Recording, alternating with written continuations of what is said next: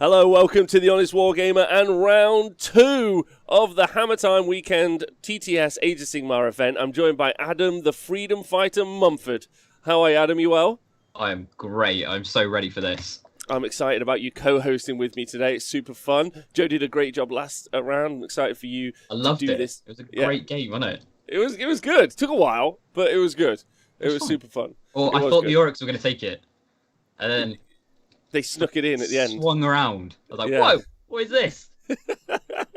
Same. Right, so we've got a really exciting matchup right now, round 2. Don't forget, this is, of course, an 82-person Age of Sigmar tabletop simulator event, a massive event on the Age of Sigmar calendar, even if it wasn't on Tabletop Simulator, but of course it is, run by the lovely Owen Jackson, and he's also even got like a command crew now, which is super fun. This is round 2. In round 3... we're going to be joined by Dan unsupervised, but of course, whoever the top 8 of this event are going to go through to a single elimination knockout event that's going to happen on the 20th. So that's exciting, Adam. First time that's happened. That is going to be awesome. It's going to be super tense as well, right? Ooh. Because literally, you lose, you're out. You are out. It's going to be really tense. Yeah. Right. So we've got 2 amazing people. We've got Sven. And we've got Stephen Follows as well. We've got an Idoneth Deepkin army. We'll talk about it. We'll get to the tabletop now. Shall we? And just jump straight over. So let's get into this. Here we go. So you can type ! lists, obviously, and you're going to be able to see the lists. Let's kind of break them down now, shall we, Adam? I'll talk about the Tzeentch list super quick, because you are a bit of an expert when it comes to Idoneth. Well, I wouldn't say expert. I wouldn't go that far. Well, I mean, if I put thralls in the list, you'd be confused. But this is very true. It's not 27 eels. I'll give you that. Sorry, much. You're an expert on 1 war scroll. Let's put it that way. 2. I like Ishland Guard. You know. That's true. Right. So Stephen Follows has got a Tzeentch list in the ever popular host Arcanum. So that means he's going to get D3 flying units are going to make a pre-game move of up to 6 inches. And he's got a fair few of those. He has got a fair few. He's got Archaon the Everchosen is in there, and he has got Infusion Arcanum. We see that taking a lot because that's +1 strength and toughness. Not toughness, sorry. +1 strength. Wound. Yeah, to hit and wound. Sorry, that's what I mean. 40k. 40k. Sorry, +1 to hit and wound on there. He's also got the Chaos Sorcerer Lord. Obviously, he can do rerolls to hit because of oracular visions and also reroll save, and he can reroll hit into wound, obviously because of demonic power, his spell. He's got command trait Spell Hunters, so he's going to be able to automatically unbind a spell first and third and fifth turn. And he's got the Fang Circlet where he can summon 6 Screamers of Tzeentch. He's got Kairos Fate Weaver in there as well. He's got the Bolt of Tzeentch, and then he's got that great Bray Shaman combination that we've seen done previously, where people have used Devolve from Kairos through the Spell Portal, which is also in the list here. He's also got Darkfire Demon Rift and Geminids. That Darkfire Demon Rift not going to be very useful this round, maybe, but I feel definitely going to be good against the Lumineth matchup if he does win, going into round 3. He's then got 10 Pink Horrors of Tzeentch and 2 lots of 3 Screamers of Tzeentch. What do you think of the list, Adam? I love the inclusion of the Great Bray Shaman. I think that's a really smart pick. Like that spell that you get, being able to use it with Fate Weaver is just brilliant. Or is it bringing the unit forward, isn't it? That you tend to use it for, so when you can charge Archaon on him better. Yes. I think the Darkfire Demon Rift is still going to be a really good pick in this because obviously it includes your wizards as well. So obviously you can throw your pink horrors forward. They're a wizard. You can throw all your little Archaon, Kairos. They all going to count towards those extra mortal wounds. And when you see the Deepkin list, you'll see that actually might be quite interesting on that because they haven't got a lot of wounds in those units, and mortal wounds against Ishland Guard are going to be really, really important.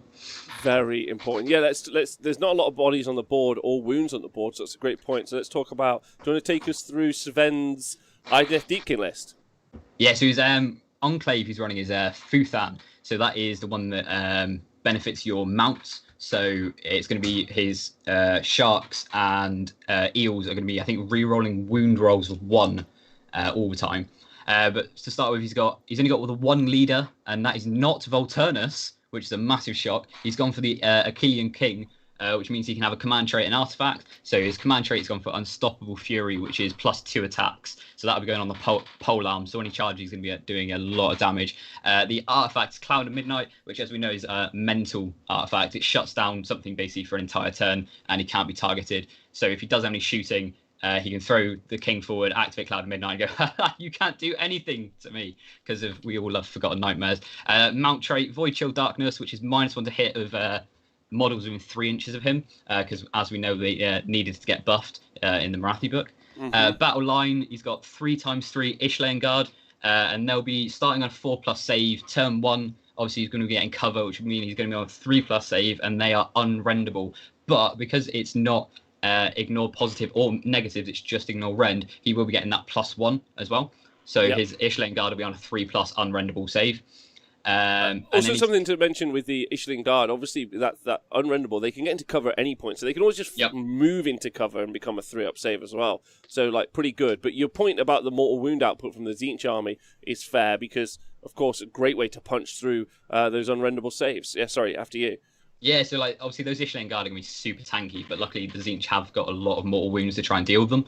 Then he's got, is it 5 units of sharks? 5 units of Alapexes. 5 units of 2, so 2 times 5 sharks. So he's got 10 sharks running around. The weird thing here, though, he's not gone for any nets. Not one net. Not one net. There's no net. nets, and as we know, nets are the most powerful thing in the game, right? In the whole game. He's not going to be stopping those pile-ins. He's gone for the harpoons, which are actually super good, to be fair. So they're a 24-inch range, 4 attacks, 3s, rend 1 damage. Wow. So he's going to be getting loads. He's got 40 shots 40 at 20-inch shots. range. At 20, and movement 14 as well. So 38-inch range. He's got 20. Yeah, wow. So to be fair, Kairos is going to have to be super careful because he's not the tankiest character, right? No, he's not. He's not. That's going to take him to a 5-up save. He's just got a 4-up save. He's just a regular bin chicken. 12 wounds. 14 wounds now. With 14 wounds with a 4-up bin chicken save. So yeah, that rend 1's going to be pretty rough on him. And yeah, I mean they're great in a fight as well, right? 8 wounds each in those sharks. That's 80 wounds on a 4-up save on the sharks as well. And of course you're always waiting for that turn 3. We're going to strike forever. Yeah, we're going to love to see that. We are going to love to see that. But there's no extra command points in this list. So unfortunately, he is just going to be getting that. So he's going to save up only 3 command points. And because it's not Volturnus, it's only happening on 1 single unit. So that turn 3 power up and go isn't going to be quite as effective. Still going to be brutal because, strike first. But it's not going to be as mental as normal. And then the real question is, go through the list, please. Yeah, so the last things he's got is he's got 3 Vanguard Raptors with long strike crossbows as some allies, and those are super long range as well. So he's got even more shooting in the list. So actually, he's gone for almost a Idoneth Deepkin shooting army, maybe to look at those KO and go, haha, we shoot better than you, even though we combat army. And then he's got 2 times 3 Aether Wings. So because of the Vanguard Raptors, he should be able to block some charges as well, which would be quite nice. Yeah, absolutely. Yeah, and he's also got those Vanguard Raptor long strikes. So he's actually got even more shooting than we gave it credit for. But you're right. It's so weird. One of the meta changes, and it is a meta change, in the same way Gitz really kind of got like meted out of the game because of the inclusion of the Ossiarch catapults that we see, the Mortek crawlers. Very much the Fire Slayers are pretty much not been nerfed themselves, but they have a rough meta pick against a single Alapex with a net launcher. So love it. Damn those Fire Slayers, right? Yeah, damn them. I love it. I'm with you. I'm just like, you can't play now. Whoop, 1 net. Oh, sad face. If only Doomspike did the same thing. I know. If only they could throw those nets, that would be the good one. So imagine if Flingers did that. I know, right? Yeah, like imagine if Flinger flew a net, you'd be like. As we know, Spiderfang are OP anyway, so we arguably don't one of the best armies. Right? One of the best armies in the game is those Spiderfang. So yeah, the Idoneth army is a great build, and this is being painted by Sven, right? Yes. So this is Finland all day. So big or Denmark. Oh, I can't remember. No idea. Look at Archaon though. Look at this jerk. So this is the big power piece really in this list. Devolve is a great conversation coming out from the Great Brain Shaman through Kairos. Those 10 pink horrors can hold objectives super well. But we haven't yet talked about the battle plan. And I love this battle plan. And actually, I feel like this is a massive favour for the Idoneth Deepkin in this matchup, and I'll go through as to why. So as you can see on the screen there, we're playing Blood and Glory. That means these 4 objectives are what it's all about. You don't score points at all Instead, what you have to do, starting battle round 3, you have to own and control each one of the objectives. And the minute that you do, it's an auto win. Now, the reason I think that this is so good for the Idoneth Deepkin is I would just ignore Archaon. I would just blip them down so he hasn't even ever got 4 units. That would be my first play. I just, especially with those 40 shots a turn, like those 3 screamers, they're not long for this world. The other unit 3, the 6 that are going to get summoned, they're not long for this world. So it's really about just absolutely going and taking them out, I think. And as soon as that's done, it's just being able to just quickly move on to some objectives super quick over the Tzeentch force. So I feel like Tzeentch are against it. If I was playing this match as either army, I'd feel like Idoneth Deepkin have got this pretty well. We do like the fact that I've just been looking at the list again because obviously Stephen is 7 drops. Mm-hmm. So he's obviously going to get in the choice of turn, right? Yeah. But I think he potentially has to take the turn because if he doesn't, then the sharks and the long strikes might be able to pop the Chaos Sorcerer Lord in that turn 1. He won't be able to get those extra 6 screamers out. Of course, which could be massive, right?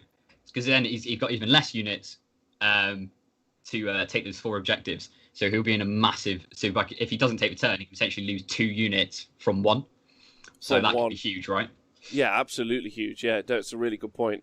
Really, really well made. Yeah, there's loads to unpack here. I really do think that. And but there is some opportunity for summoning available, obviously for Tzeentch. And Kairos is actually probably the best source of them, generating some extra units on the board. He's going to pop that flat 6 mortal wounds and generate a spawn, which I think will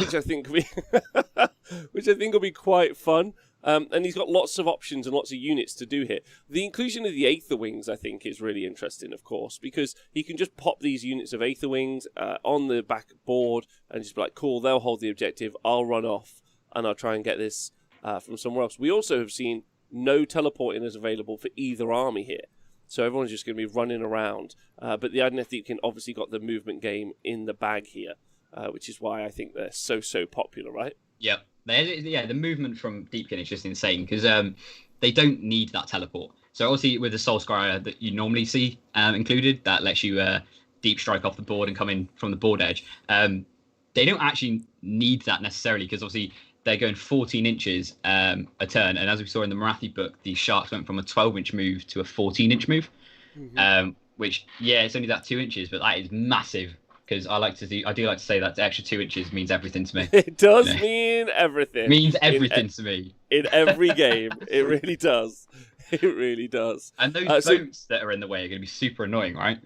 Yeah, of course. So these 2 pieces of terrain, these 2 Gloomtime shipwrecks, they actually are, they are like the allegiance abilities. You get these for free for the Idoneth Deepkin, but they are arguably one of the most offensive kind of things in Age of Sigmar. 2 whole bits of terrain that you can just put right in front of your opponent's army. Thankfully, some of these units can fly. Or in fact, most of these units can fly for both armies, so it's not a major issue. But imagine if you were a foot slogging army and you were just locked up here. It's a rough time for being on foot. Those pink horrors are just going to have to sit at that back by the looks of it, because it is going to take them ages to get across the board. And truthfully, they don't need to go anywhere, right? They need a linchpin. They need to go hold an objective. So I would probably be super aggro with Archaon, trying to just punch through everything and just guard dog as many units at the back of the board as I can, because they need to stay alive. I mean, look at this nestled delicacy here. This is a seafood platter if ever I'd seen one. Beautiful. It is lovely. Hey, Rich Fitz. I'm normally a Hydro Homie YouTube guy, but I thought I would stop by and support the stream. Thanks. Appreciate that loads. War Chebby, Crazy Horse. Great to see you. Dwarf Penguin, Rice Man. Big shout out to everyone in the chat. Thank you for being here. Yeah, I think we're going to have to dub this list the Sharknado, right? That's what it's 100%. Called. 100%. Yeah. And I mean, didn't someone run this in Australia at some point? Ben Spinetti. Oh, Yeah, like that 2 list, years I saw ago. that. I was like, oh, you're a babe. What Yeah. a babe. And now Yeah, his he- list is meta. So Yeah. he was playing the long game. he, he really invested in the long game. Yeah, big shout out to the Aussies. They love a Sharknado in here, which is super fun. And it's interesting keeping these Ishelin guards safe, because ultimately I don't think they're even really much of an issue or a threat. It's got to be all those sharks that are the issues. 40 shots, 3s and 3s round 1 is crazy before they even get into a fight. And they're not bad in a fight either. Yeah, this is part of a tournament. So this is round 2 of a TTS event. If you type !event in the chat, you'll bring up the bracket for it. Both these players won their first game. They're obviously looking to win their second game. And whoever comes in the top 8 at the event... Sex... who just subscribed? Sex Hun. Thanks for subscribing. That is a great name. The top 8 are going to go through and qualify to go into a elimination bracket on the 20th of Feb, so that's going to be fun. The combat for the Sharks is not bad either, right, Adam? The combat for the Sharks is pretty good, actually, to be fair. So they've got the barbs, hooks, and blades, which is 6 attacks, 3s, 3s, no rend, 1 damage. And then they've got the ferocious bites, which is 3 attacks, 3s, 3s, rend 2, 2 damage. Wow. But if one model has been wounded within 3 inches of them during that turn, they get +1 attack to those ferocious bites. So if anything's been wounded, not slain, literally just taking a single wound, they're going to be getting 4 attacks on those bites. Wow. Okay. Yeah, no so messing that is about pretty tasty, right? Yeah. So they're going to be moving fast, shooting, and fighting pretty well. Yeah, they're going to be doing really, really, really well. Thank you to Crazy Horse, who I think has just donated, because I've got so many screens up for doing TTS coverage, I can't see, but I think he's donated some gift subscriptions to the chat. Oh, thanks, man. That's lovely of you. I appreciate that loads. Yeah, that's really lovely of you. So thank you. And thanks, everyone, for joining us live. Adam, it's time for a prediction. Twitch chat, it's time for a prediction. Who are you rooting for, and who do you want to win? Adam? I'm 100% with a Deepkin. All day, every day. I mean, as a Deepkin bro, I definitely don't own 36 sharks. Or sharks. I'd love to own 36 sharks. 36 eels. I've got to go with a Deepkin all day, right? You do. Okay, no, I absolutely hear you. As also the proud owner of a new, freshly printed Deepkin army. I hate So Mr. Teague says, Mr. Teague, sorry, well, I got to go with Sven. After all, he's a clubmate. Is he one of your clubmates, Mr. Teague? That's great. That's absolutely brilliant. Loses. So Sven, by the way, he's the Deepkin player. Wait, who's the Deepkin player? Sven. Yes, Sven. He's my friend. Yes. Sven, your friend. What a babe. Right, so I'm going to go with Tzeentch because they're my boys, just so we can have a bit of a row about it. Everyone in the chat, Dwarf Penguin's going for Tzeentch. So we're just doing the pre-game moves now. We've just seen the Destiny dice pool, double 1, and there's a 6 and a 5 in there. That 6 and 5, he would have preferred 2 6s just for a crazy long bomb charge. I wonder if he's going to devolve. I don't think Sven's going to get caught out by this. Kairos is going for it, though. So what you're looking for is Kairos going to 6-inch move. He could put down the Umbral Spell Portal. The Umbral Spell Portal is going to give him an 18-inch range and then devolve as a further 18 inches. So 36 inches to drag a unit forward. And the reason that's important is Archaon, if he can do it, he gets a 6-inch move. He gets his flat, then 12-inch move. And of course, he could potentially have a 12-inch charge if he'd have rolled a double 6 on the Destiny. But he didn't. So like every other person in the world, he's going to have to get an 11. Best he'll do is an 11 and choose that, right? So no, he's going to have to roll some dice. I know. I feel so bad for him. So interesting to see if he put them. But the reason that's important, because right now you're like, okay, he's not going to reach over. But so Tzeentch, he took the first turn. Tzeentch are taking the first turn. I think he's seen the devolve pull. So what he basically will do is pull a unit forward, which means that that charge from Archaon is shorter. And then he's going to put that all... and look at that, and we know what it is. So he's chosen a secret agenda, or not a secret agenda, an agenda for his this turn, and it is to make a 9-inch charge. And that gives +1 attacks, right? Yeah, if he completes it, it'll give him +1 attack. on all of his melee weapons, and so that is obviously incredible on Archaon. And then give him +1 to hit, +1 to wound, give him a re-rollable save. He's a demon in Tzeentch, so he's -1 to hit. Yeah, he's got the Darkfire Demon Rift, so we can fire that off. There are so many strong options. He's going to be doing all the things, right? And if he when he throws in Archaon, he's going to tag all of those units as well.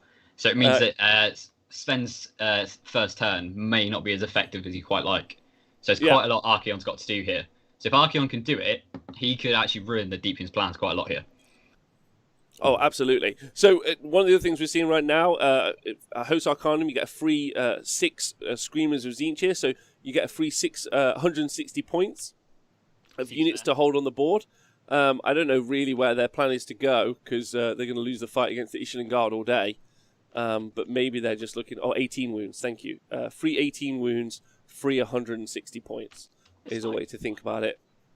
There, so they're whipping around. And then it's all about the spells and what we're going to see cast. Don't forget, obviously, every spell cast is going to generate a fate point. Those fate points can be used to summon more on. Okay, so Archaon's now got reroll saves. So he's got a 3-up rerollable save. He's nice. going to make you reroll 6s to hit. Okay, the Great Brave Shaman has cast Spell Portal. He's going to be loving this as well, because obviously the Deepkin player's got no wizards to be unbinding, so he has got extreme magic dominance here. So he's just casting all day, every day, which means obviously he can risk things like using the Shaman to use a spell portal. Yeah, which absolutely. is pretty cool, right? Yeah, he has. Oh, an interesting choice of where he's put these plots down. The rerollable save is also going to be pretty nice against all that shooting that's coming in. He would have preferred to be able to minus his shooting, but I wonder how we're going to see the Sharks play. They've deployed pretty defensively, right? Do you think we're going to see them deploy it, like just go aggro after this, or no? I think the way he's deployed is actually quite clever, because he's got the Raptors in the middle, right? So because of where the Raptors are, if Archaon does go over into that area, those Aetherwings are going to make that 2d6-inch move and block him. Yep. So Archaon's got to be really smart here of where he positions in the movement phase, where he goes to charge. Because if he moves too close to those Raptors, those Aetherwings are just going, I'm going to block your charge now. So that 9-inch charge that he's got to obviously try and get will be easier to get into the Aetherwings, but then he's not going to be able to get into the Sharks. So those Aetherwings are going to be a bit of a secret screen there. So what we're seeing now from Fate Weaver is, I think we're seeing his spell, Bolt of Tzeentch, which is a flat 6 mortal wounds. And then Bosch, we've seen that through the spell portal, and that's created us a Chaos Spawn. That's what we're seeing right now. So he's going to put a spawn down on that objective, and it's just a good, quick way of dealing with these wounds. Here locks him in combat as well, which I find quite interesting. Devolve, that means Devolve isn't going to go through the spell portal, if that's what went through the spell portal. Oh, is it 18-inch range? It is 18-inch range on Kairos' spell. It's not 24. Yeah. 18-inch range on that spell. Right, okay. And we've just got Demonic Power been cast on Archaon as well. He's got all of the buffs. So that means he's rerolling to hit and rerolling to wound, which is pretty scary. He's got to be going for it, right? And then we've got Shield of Fate cast on Kairos as well. So he's got +1 save. Oof. It's not all the buffs here. All the buffs. Well, he's just got. There's no counter, right? Just literally nothing to stop him. He's got full magical supremacy, and he's just ready to rock. And then he's going to be racking up those fate points as well, right? He is. He's got to be on what, 3 or 4 now? 3 at the minute. Oh, and Geminids. Oh god. Oh god. Oh god. It looks like he's looking to do some early, like, reducing how many bodies he's going to have to fight into here. Because he'll be able to eat those Geminids as well this turn, right? So he can just cast them and then auto-dispel them from Kairos. Is that right? I think you still have to do it at the start of the turn, right? Same as everything. Spell Eater once per turn in your hero phase. Oh no, so he can skip unless it's been FAQ'd. So he will be able to just cast them and then eat them, which is quite useful. So that would be quite cool, because then next turn, depending on where those Sharks go, he can just... Because obviously the Deepkin MSU, right? It means that he can launch those Geminids and just do an absolute ton of mortal wounds to those Sharks. And then plus that with the Darkfire Demon Rift, that really hurts MSU armies, right? Yeah, it does. Yeah, so you can't unbind it. You still have to do it at the start. You can't just cast it then eat it. Endless spells always have to be unbound at the start. I'm pretty certain, even with an ability like it's been FAQ'd. So I appreciate that. That would make sense that there's one piece of consistency in the game. Oh wow, they actually FAQ'd something? Just one. That's all we need. So now we're doing some mortal wounds into the Ishling Guard. I don't think. Archaon's going for it. He is just buffed up to the nines. Wind up Archaon is what they're called. And it's interesting, we talked about this on the list review show, how many Archaons are in this meta. We've talked about this a lot, and I think we've talked about this over the past 3 to 6 months. Because one of the really effective things about Archaon is he makes you reroll sixes to hit. And making reroll sixes to hit is so useful into some of the stronger armies in the game. Lumineth, reroll sixes to hit, so not as many mortal wounds coming in. Skinks, rerolling sixes to hit, not as many wounds coming in. Fire Slayers, their thing. Yeah. We just have also seen the Pink Horrors have got their War Scroll spell off as well. There was a Mystic Shield thrown on the Screamers there. Mystic Shield thrown on the Screamers, so we've already racked up 8 fate points. So, in the long term, I feel like he's going to be able to bring enough units on, but he hasn't actually really. He he really hasn't. Oh, there we go. Here comes Archaon. He's in. He's ready to go. He's not shy, is he? There's this entire army who's like, maybe I'll fight him. He just has to ignore him, though, right? He's just got to ignore Archaon. He's not, because he can't. Can he deal with that? Is there any point in dealing with it? I'm not entirely sure, to be honest. And I'm not even sure Archaon going this way is potentially the right call. I think he should just go launch this way as far as he can and just go for it.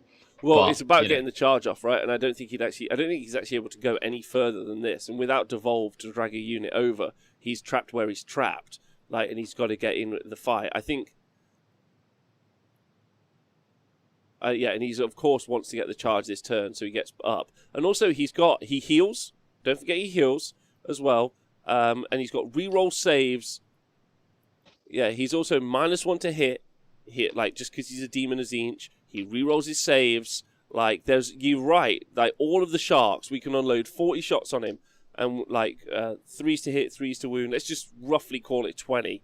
Yeah, he's got that. It gives him a 4 rerollable save. He's only going to take 10 wounds then, if that. Well, he's going to be on because he's on a 2+ save right now. Because he'll be on that 2+ from those shots. Because it's only rent 1, right? So he'll be on a 3+ save. So yeah. He's going to be. He's not going to take anything from those shark shots. If he uses the sharks to shoot them, he's going to be doing absolutely nothing.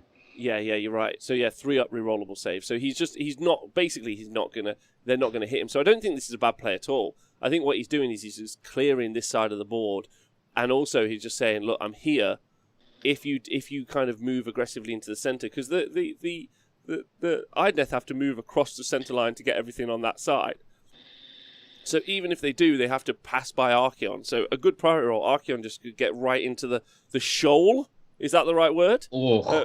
Straight. We're going for it. Straight for these puns here. Okay, cool. Let's see how we're playing this.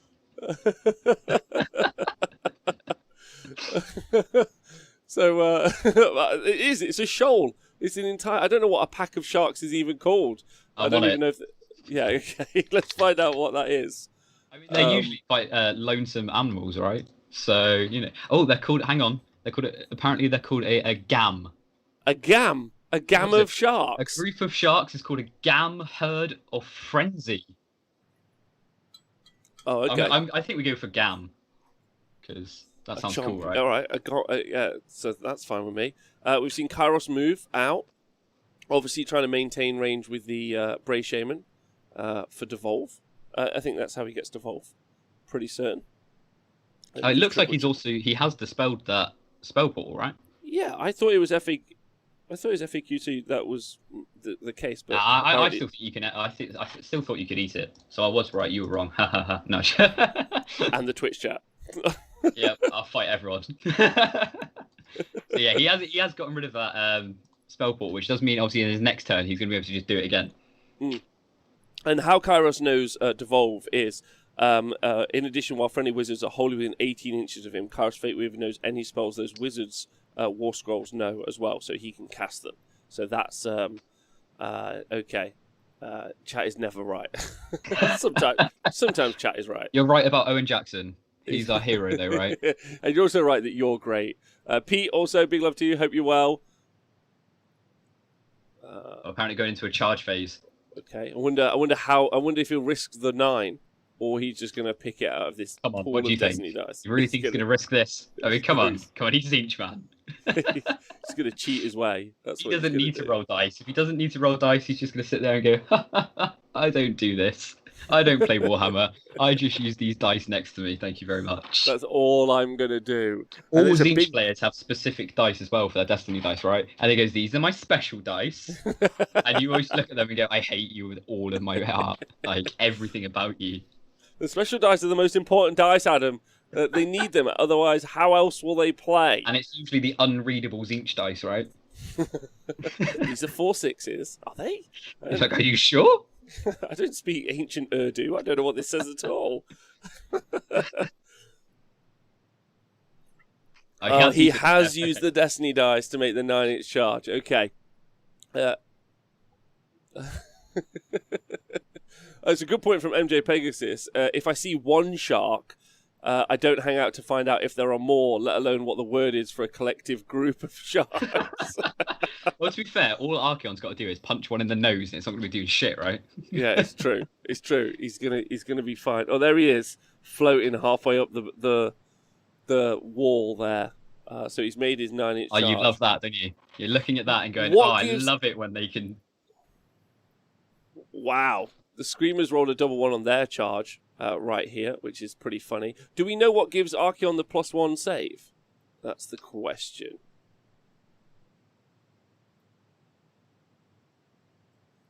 Oh, it's the re-rollable save. So it's I was right. He doesn't go to 2-up okay, save. cool. He's just on a 3-up. Sorry, he's on a 3-up base, re-rolling ones, re-rolling all saves. So the Sharks might do some damage, you know, because that'll take him to a 4-up re-rollable, which is pretty decent. And I don't know. He'll get a quarter of the shots through. Should it? It'll be like only about 3 wounds still, 4 wounds. So you're looking at 40 shots, right? 3s and 3s. So that's going to take it down to what? 15 hits. And then you half that and half it again. So it's only going to be 3-4 wounds. And then he heals D3, so it's still not going to do anything, really. No, you're right. You're absolutely right. But I don't know. Like, enough of it, I guess. That's where their output lies, right? I mean, you've got the long strikes as well. Wow, there's so much. Also, you reroll 6s in melee? Not just... not all 6s, sure. I'm not. I think it is all, because it works on the Sentinels, right? Of course, yeah.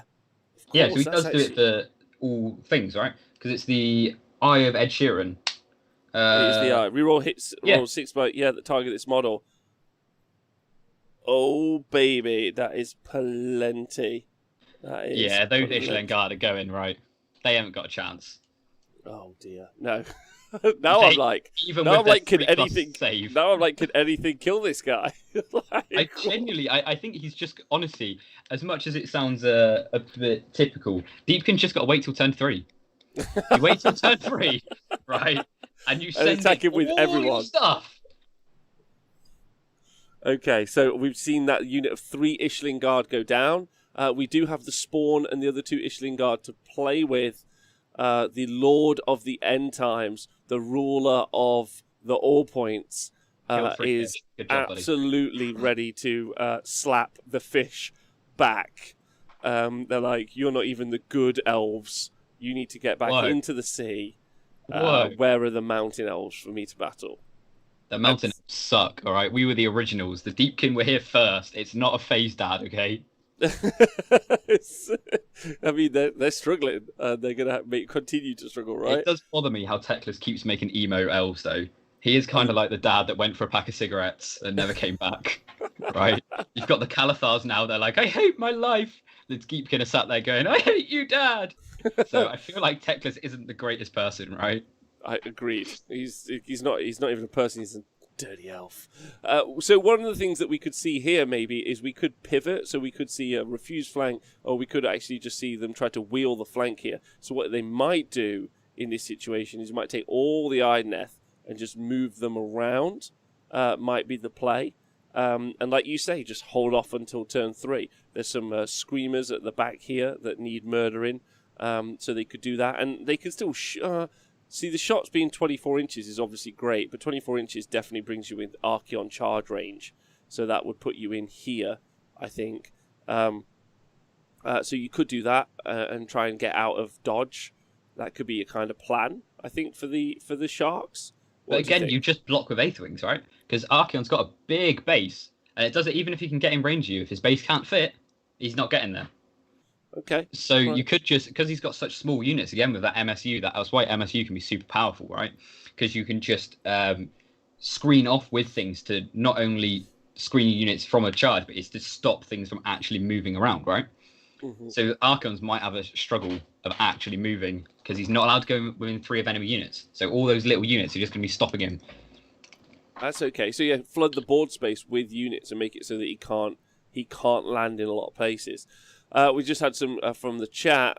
Grinaldi has pointed out that Mathhammer says that those 40 shots would do 8 wounds to Archaon, which is that's pretty decent. That's pretty decent. I'd be toying to do that this turn and just see if I can keep flooding those in. If you do that if you do 16 over the next 2 potential turns, obviously we've got Idoneth turn 1, then we've got the priority roll. They could get a second turn. Ultimately. So Idoneth turn 1 over. The Spawn have smashed it. They've done no wounds, but there's another unit on the board there. So into the Idoneth Deepkin. Adam, if you're playing as the Idoneth Deepkin, what are you going to do? No idea. Maybe? Wait till turn 3. No. Well, I mean, the good thing about this mission, right, is you don't have to worry about the objectives yet. You don't have to worry about the objectives till guess what turn? Turn 3! Yeah. So, obviously this turn... isn't the best for Deepkin. They're getting cover, so which doesn't really matter in this turn. But I potentially, like you said, if you do all the shots into Archaon right here, you do 8 wounds, potentially. And then if you get that double, you then do another 8. And then with that, you then potentially go into combat, and you're going to be doing those 20 wounds. Of course. So you could if the Deepkin get the double here, you can potentially get Archaon down. I mean, you can potentially get him down anyway, right? Because if those sharks shoot and you get a couple into combat, then those bite attacks at -2 rend, he'll be on a 6+ or 5+, right? Yeah, 5+. So, I think there's a lot of... There is play there. I think his best bet is to flood the board. So there's just lack of board space, block the objectives now, and then when it gets to the end of turn 2, or the start of turn 3, when we actually check the objectives, just to stop the Tzeentch player being able to get anything. So, yeah, I mean, this is such a fun game, and also just because it's a fun piece anyway, because Archaon is fully like, I'm bait. I was over in Northern Ireland, actually, not last year before now, because time seems like just not matter. But I was there, and I played against a Khorne Archaon list. So much fun, and the player I was against was just straight up with me. He was like, Rob, I'm going to buff him up, I'm going to charge right at you. And I was like, okay. I was like, what sort of mind games is he playing? No mind games. He just did that. He just threw him straight at me. He's like, you're either going to kill him or you're not. Tough luck, son. Archaon players are basically destruction players, right? Yeah, they go, look, I've got this big thing. I'm going to buff him up to hell, and I'm running him forward. If you think I'm lying, watch. They do it, and you go, oh, you did it. Cool. Yeah, excellent. Yeah, what am I gonna do in this situation? And then the truth is, you got to ask yourself, can you beat this big fella up? And I guess right now this is what Sven's asking, right? He's like, do I roll around the board? Like, look, there he is. He's measuring that 24-inch range. He's like, oh, by the way, this is how far I can go. Just FYI. But again, like, Archaon's one model, right? Yeah. So it's one model, 4 objectives. So, yeah, and you have to have all 4 in this game. It's true. And to be fair, he's really the only major output. So, like...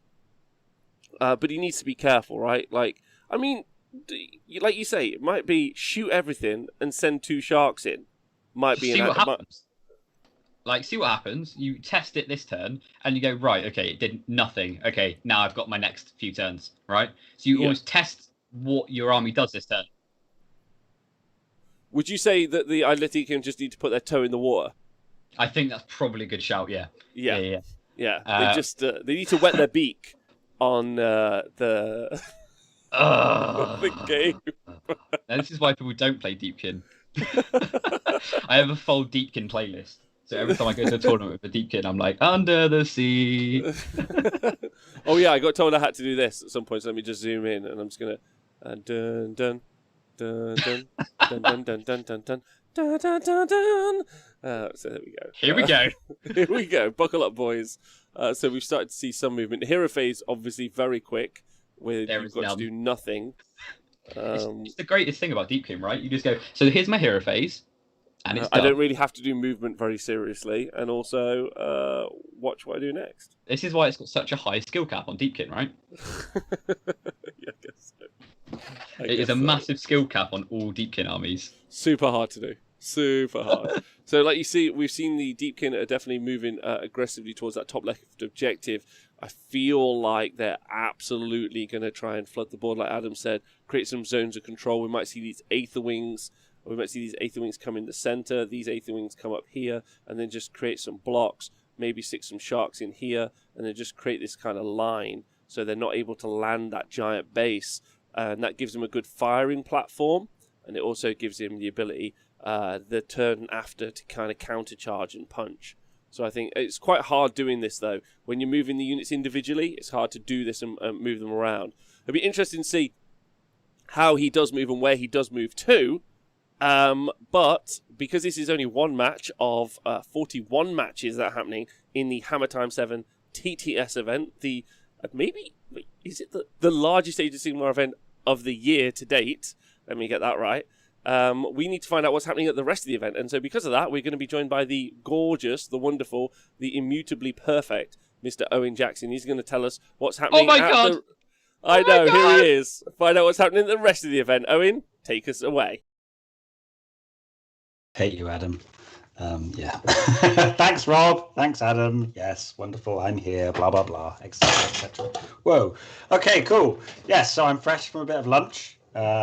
Quite on brand, actually, because I had a tuna sandwich. It was the size of a small child's arm. So I'm going to need to lie down in a bit.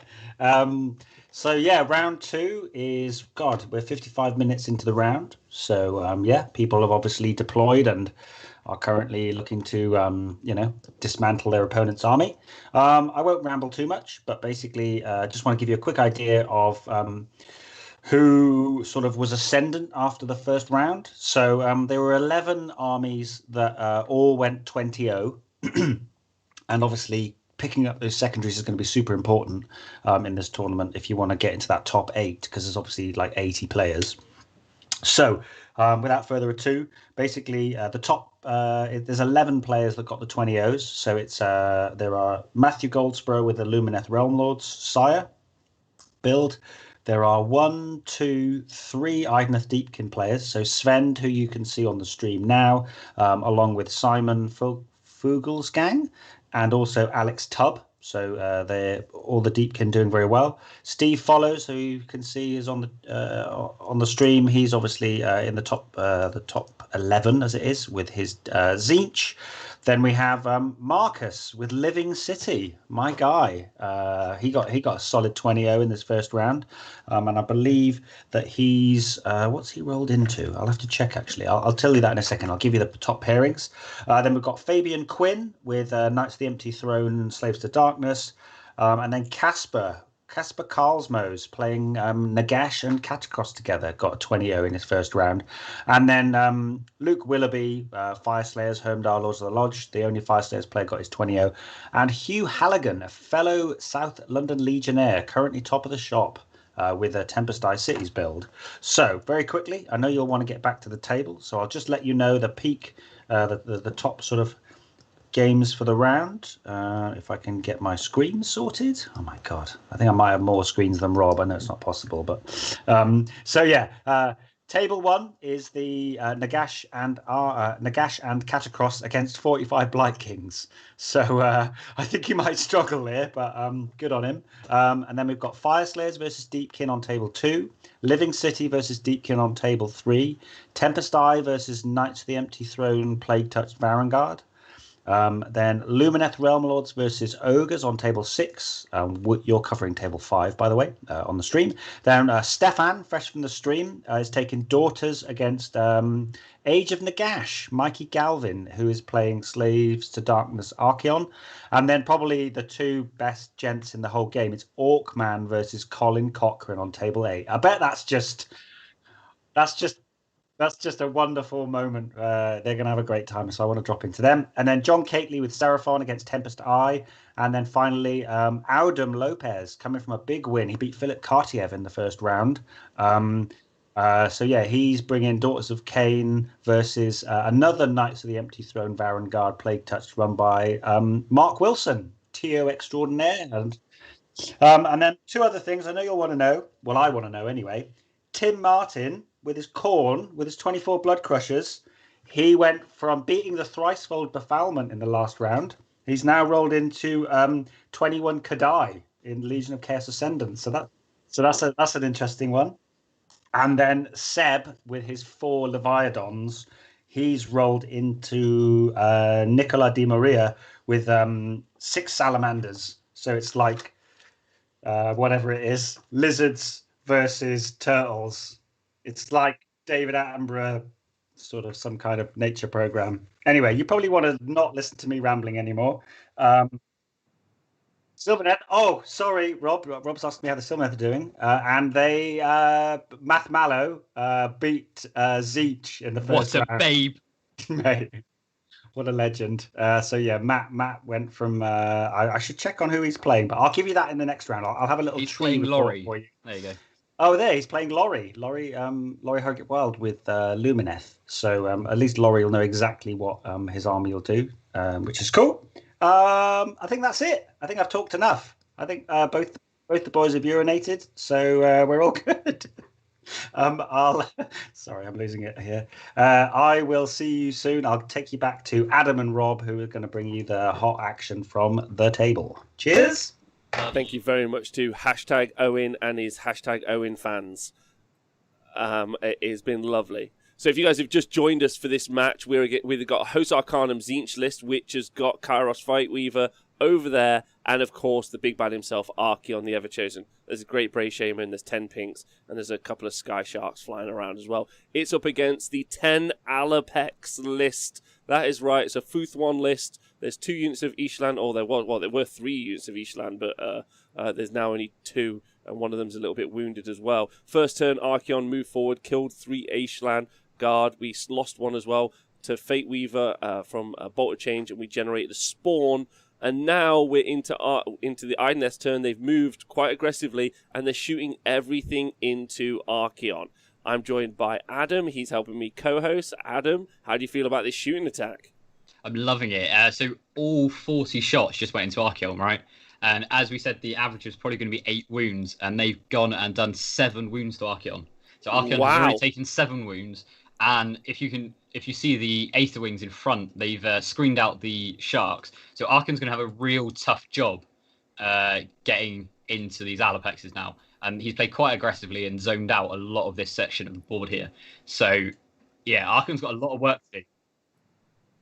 Yeah, it's very aggressive. 7 wounds is an excellent turn. We haven't seen the priority roll yet, I don't think. So we have seen the priority roll. Idoneth only rolled a 1. Tzeentch got the turn, and Tzeentch have taken the turn. So we're now into turn 2. I think that's a good thing for the Tzeentch, or for the Deepkin, to be honest. I think because of this one, you want the next turn of round 2, right? Mm-hmm. Because obviously at the end of this turn, we're going into the start of round 3, and that's when we check objectives. So start of round 3 is when you can win the game.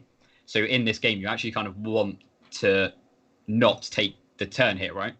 Absolutely. Yeah, 100%. So just to re-clarify for everyone who's watching, what we are doing is we're playing Blood and Glory. So there is those 4 objectives you can see on the board. And in order to win, this is not about scoring points. There's no progressive missions. You automatically win if you hold all 4 objectives at the same turn. And it happens at any moment whenever that occurs, right? So whenever you do a check. And it's super important. So like Adam says, going from the end of turn 2 into turn 3, that priority roll, even more massive. And you really kind of want to, in turn 2, you want to be going last if it suits you well enough, so that you can try and control the board space and conciliate. I know. Good words there, mate. English, right? Thanks, I appreciate you. Right, so Geminids have been moved by the Idoneth Deepkin player, and Archaon has ignored it on a 4+, is what we've seen go on there. So nice. And it killed a Screamer, which, I'm sad for, but no one else cares. I mean, it's lucky they're not bound, right? It's just a classic situation for the Screamers of Tzeentch. They're like, hey, we're really good at dealing with wizards and monsters. Every time they play, they're like, no, we don't have any wizards and monsters in our army for you to deal with. So, I mean, it's a shame because the Sharks used to have the monster keyword, but they lost that keyword in the Marathi book. So, the Screamers were like, yay, Sharks! And they read the book again and went, oh, no! So, yeah, Sharks have now lost that monster keyword, which is a bit of a shame here for the Screamers, right? Exactly. Now, great suggestion being made by Brad Pitt Lord in the chat, and also thanks everyone for joining us live and being in the chat. One of the really cool things that that Kairos is going to be able to do is, of course, he can use the Great Bray Shaman's War Scroll spell, Devolve. And what he could do is devolve one of these units here of Burbs, the Aetherwings, and then charge over the top to get him amongst the Alapexes. So that is something that we could see happen, which is quite clever. And I mean, the lucky thing here, right, though, is that, I mean, those Sharks are little units of 2, right? So it does mean that even if Archaon, they're almost mini screens of themselves, right? So even though he's got the birds as one screen, and then there's 4 Sharks as one screen, and then he's got more Sharks. Mm-hmm. So even if he does that, will he get into enough? I don't know. But it would be really cool to see that, right? And it would be a bit of cool tech to move those birds forward and at least get into 4 Sharks. It'd be super fun. And also something to talk about here is we're still waiting. Not only can you start scoring on turn 3, you pretty much always lose against Idoneth in turn 3 as well. They've also got, it's nice to see 2 armies that cheat so significantly against each other in one match. Tzeentch picking the dice, and of course, the Idoneth Deepkin just... the Idoneth Deepkin just getting to fight first for the whole of this turn. Turn 3 when it comes up. At least they still roll dice, though, So it's fair. Okay, so Kairos failed to cast Spell Portal. That is massive for the Devolve spell, right? Massive. Because Devolve's only 18 inches, so he's not going to be able to move those Aetherwings now. And he also can't do anything else, even if he wanted to. I don't know. So one of the things he could have done, as an example, is he could have just done Bolt of Change into an Aetherwing, turned him into a spawn, and locked up some of these units into the spawn. Probably, to be fair, the Sharks would have just killed them. Oh, so Kairos' ability to pick a dice has gone into effect. Yeah, that's huge. Changed the result. If he didn't get that spell portal off, he would literally be doing nothing with this turn. Yeah, absolutely. So he has used Kairos' once per game ability to change the result of a dice roll to a 6, and because he's got the Lords of Change ability, it means it's going to be a 12 to cast, which means he's in there. Maybe he'll just draw. I don't know what he's going to do here. What is he going to do? That's the great question. Maybe he'll devolve one of the units of Sharks, and then just bring that forward, and then he'll just start fighting them. This is why I like, because it's a bit janky, right? We're looking at it and we see this piece of terrain, and we're like, oh, okay, that's kind of in the way, but really it doesn't technically kind of count for movement and its existence. No, we're seeing Bolt of Change. We're seeing Bolt of Change happen. I think he should have done devolve, because the thing now, he's going to tag those Sharks, right? But in turn 2, Idoneth are going to be retreating, or they're going to be... Oh, no, they're not retreating charge. I lied. Okay, so he's staying out, because the Sharks' turn are run and shoot or run and charge. Right. So those Sharks are going to be super fast as well, right? Yeah, of course, this turn. Yeah, of course, turn 2, it's run... Is it run and shoot and charge, or run or shoot and then run or charge? Yeah, run and shoot or charge. Right, okay. Yeah, so you can run and then do either a shoot or a charge after, but not both. Okay, that's interesting. Baby shark doo-doo. I don't know what that means because I don't have children, but I'm sure I do. that really... After working in a school for so long, you know this song. Oh, of course. Of course, Devolve being 6 wounds as well. A flat 6 mortal wounds just completely clears out the Aether Wings. Smart. Bolt of Change, sorry. Bolt of Change it absolutely clears out those. Genius. Yeah. Which does mean, obviously, those sharks now, they're quite exposed. But again, it is only 4 sharks, and that is, 32 wounds there. So, yeah, we're just seeing some more spells cast now. We're seeing Shield of Fate being cast. Looking to has been failed to cast. So, looking to generate as many fate points as possible here. Shield of Fate, which one's that again? That is... Shield of Fate is it improves your save roll based on how many Destiny dice you've got in your... Because it's going to be big that he's not done... Because if he can't get the reroll saves on Archaon this turn as well, right? So if he can't do that this turn, then in the next turn, the Sharks are going to definitely be able to get him, right? Because if they did 7 wounds last turn, that's potentially going to be doubled now to 14. Yeah, without that reroll save. Absolutely. And thank you to everyone in the chat. He's doing Gift of Change, not Bolt of Change, Kairos, and that's what's flat 6. There is a difference. Oh. Gift of Change is flat 6. Bolt of Change is a D6. Don't worry. Bolt, Gift, they're all the same spell, right? I know, right? Yeah. Cheat dice, whatever he wants to do, to be honest. So that means Archaon's going to go in here and he's going to get access to all of the Alapexes, right? Yeah. I mean, it depends, because obviously these Vanguard Raptors are still there, right? Oh, 2 Destiny dice to cast Demon Rift. Darkfire Demon Rift. So I think Pete in the chat has pointed out, and Adam, you were about to talk about the Aether Wings. Yeah, so obviously the Vanguard Raptors that are there, if someone, I'm just checking the wording of it, because is it on the Aether Wing scroll? Sorry, I can't remember the exact wording of it, but basically, depending on where Archaon actually goes to charge, those Aether Wings might be able to make that 2d6-inch move and then block off Archaon anyway. At the start of the enemy charge phase, if this unit is wholly within 18 inches of a friendly unit of Vanguard Raptors, this unit can move up to 2d6 inches. So yeah, so those Aether Wings are wholly within 18 of those Vanguard Raptors. So he's got to clear those Aether Wings off, or they're going to move in and block Archaon anyway. Of course, yeah, that's a really good point. There's got a massive job to do, really. It really does. A decent amount of mortals off, and then I assume Archaon's going to have to cast some kind of maybe arcane bolt or something, just to try and clear those Aether Wings off. Because even just one on one wound is going to just hold up all of Archaon, right? It's just going to be wild. So some really great, some great spell choices coming out from Stephen here with his Tzeentch list. And also just doing some significant damage as well. Oh, nice plinking into the Raptors if he gets the opportunity to as well. I think that's quite fun. So yeah, that Darkfire Demon Rift, really scary. And I really do think that the wind-up Archaon is also something that he wants to push into Lumineth at some point, hit into that Lumineth bunker, and then just Destiny dice a Darkfire Demon Rift into the army. I think, and he would just have the best time. It's the best time. And the Lumineth best 100% deserve it. Yeah, they do. They really do. Okay, so let's look at the wounds here. We've only lost 1 Aether Wing. That's not enough to do all the damage that we need. He's rolled quite badly on that Demon Rift then, because so the Aether Wing's taken 1, the Sharks have only taken 1, and then the Raptors, I don't know what's happened to them yet, but they've taken 2. So he's lost a Raptor. And he's lost an Aether Wing. So whether or not that's worth the Destiny dice, really he was trying to get rid of the Aether Wings is the important call for the chat.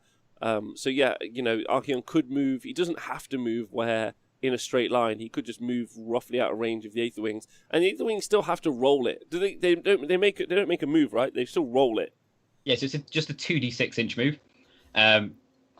So obviously your average 7. That 7 should be able to block him. But if they roll bad, then it's not going to be the one for the Deepkin player, right? Yeah, so we've just seen Infusion Arcanum, which is another spell cast, or tried to be cast, but it wasn't cast on Archaon, which is obviously +1 to hit, +1 to wound, so we haven't seen that However, Archaon has healed 3 of those wounds from 7, so he's only taken 4 now. And then Kairos has eaten up his Geminids, and we've put him on 12 fate points. I do wonder, actually, Adam, if he's just going to sit on those fate points until kind of turn 3, maybe turn 4, and then just drop multiples of different, like, 10-man Brimstone horrors all across the board to try and win the game. Yeah, because it's 10 fate points for blue horrors and 10 for Brimstone, so you're always going to do the blue horrors, right? Always, yeah. So, and then it's 20 points for a block of 10 horrors, so he's nearly at enough points for 10 extra horrors, right? So 10 for blues, 20 for pinks, and if he needs it, he can get 3 flamers on 18, and then if he's feeling real lucky, go for that 30 and get a Lord of Change.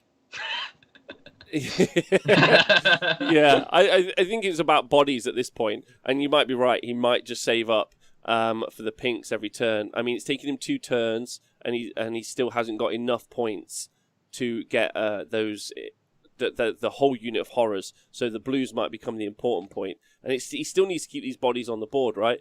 The sharks, the 3 sharks that were holding this objective, actually, very interestingly, there were 3 originally during deployment. They've nipped over here to keep safe. So, as much as Archaon is bullying and pushing this Idoneth Deepkin army, and he's in now, it looks like it's going really well for them ultimately, because the sharks have got to clear Archaon before they can deal with the rest of the board, and there's still quite a lot on the rest of the board, right, to win the game.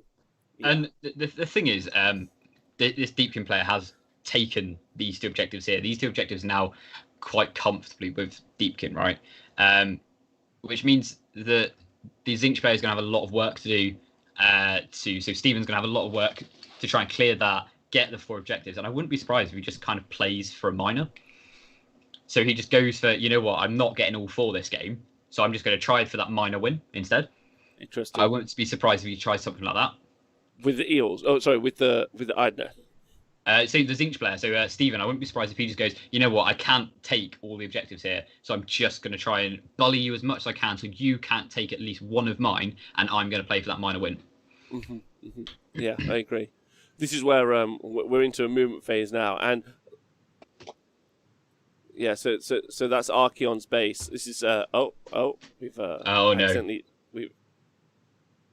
yeah, it's fine. I was going to say that's one of the things I don't like about the terrain rules not used. So I always FAQ terrain rules as just being like you can't do what we're seeing now, which is flying. Do you not like it when things are leaning halfway across a building, or when you have eels blue tacks to terrain, which is what I always do. If I play my Deepkin, I bring a pack of blue tack with me and I stick my Deepkin on side of buildings. That weirdly, for some reason, it just doesn't sing to me as. Okay. Do you think maybe we need better terrain rules in Age of Sigmar and not just random mystical rubbish like that? I would just house rule it that you just can't. Like, and every tournament I ever run, I'm going to house rule it as well because it just looks dumb. And in this situation, like, it also means you could do more with the board. Like, no disrespect, by the way, to either of the 2 players playing, of course, nor Tio, of course. It's All the disrespect. It's just more of a me thing.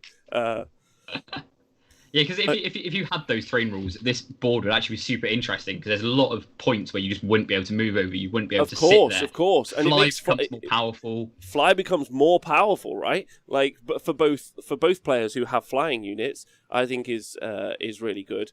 So yeah, but I take that back. I do like the TO. I think he's great. I love Owen. Yeah, I like Owen. I like Owen. Yeah, he's all right. He's all right. For a young kid from down south, not a bad fella. Look at these sharks, though. Right, so Archaon's made his move now. He's on this terrain that never was. He's just destroyed the terrain.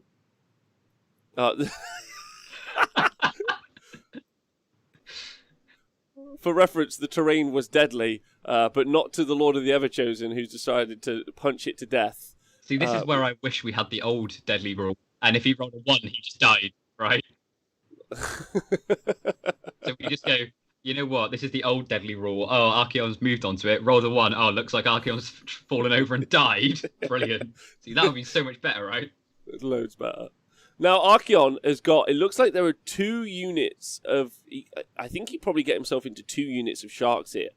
So that's a lot of wounds. That's 32 wounds of shark that he could potentially go for. And he obviously... He's not buffed up, right? He is not buffed up. He has got that +1 attack because he succeeded in his agenda. But you're right, he doesn't have Infusion Arcanum, so he hasn't got +1 to hit, +1 to wound. He doesn't have reroll hits and reroll wounds from Oracular Visions. Not from Oracular Visions, sorry, Demonic Power. He doesn't have reroll saves coming in from the Chaos Sorcerer Lord. So I think that's one of the problems about the wind-up Archaon in some ways, is obviously he's moved out of all of the buff ranges that are available to him, which might be one of the reasons he's decided to come kind of higher up, hoping to get some of his buff characters into range at some point a turn later. But you're right, the reroll saves is probably the one that's the most issue right now, I would say. Yeah, definitely. Because if Archaon doesn't manage to do those 32 wounds to those sharks there, as we discussed earlier, the shark melee attacks is quite powerful. I mean, 3 attacks, 3s, Ren 2, 2 damage. That's going to be putting Archaon on a 5+ save with no reroll and no after save. Yeah, it's significant him not getting that. Spend could actually do quite a lot of damage in this turn, and then obviously we're going into Deepkin turn 2, which means then he can shoot and attack again.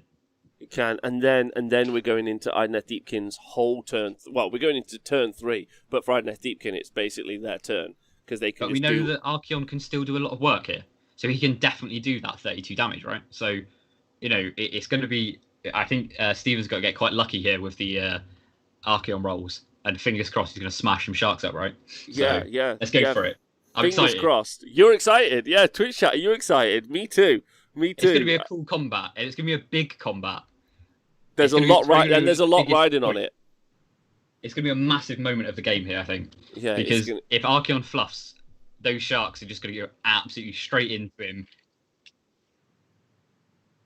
So we're already seeing a unit of blues being summoned on the board as well here, which is an interesting early doors choice. I think maybe looking to put them towards this back objective, not towards the bottom objective. Oh, really?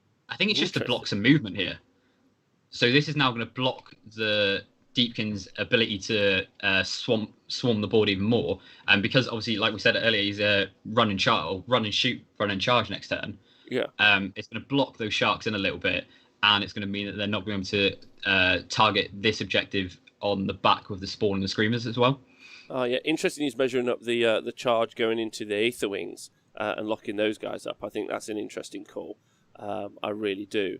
And also, that's really interesting. Look at this. We've got he's really racked up how many extra points he's put on the board. He's obviously put those blue horrors on, but he's also put on 2 Chaos Spawn now. Now they're not super brilliant. Oh, look at this. The blue horror summon is actually putting all of their shooting attacks into the Aether Wings. Now it's not brilliant. Aether Wings. They're dead. Oh wait, no. Has he removed them? Let's see. So it looks like 3 wounds here. So I don't know if that does kill them. Yeah, so they're gone. There we go. 3 wounds, so they're gone. So that's nice as well. Do that 2d 6-inch move in a minute. Yeah, of course. Yeah, they were gonna run across the board. So I wonder if we're gonna see that spawn try and lock something in. I don't know if he's within 3 here. Yeah, I think he is definitely within 3 of this unit of sharks. So it's just looking like he's trying to drag some stuff out. There we go. He's just measuring. Are we going to get a shark put in the sword? That's the real question. A whole shark in 1 sword.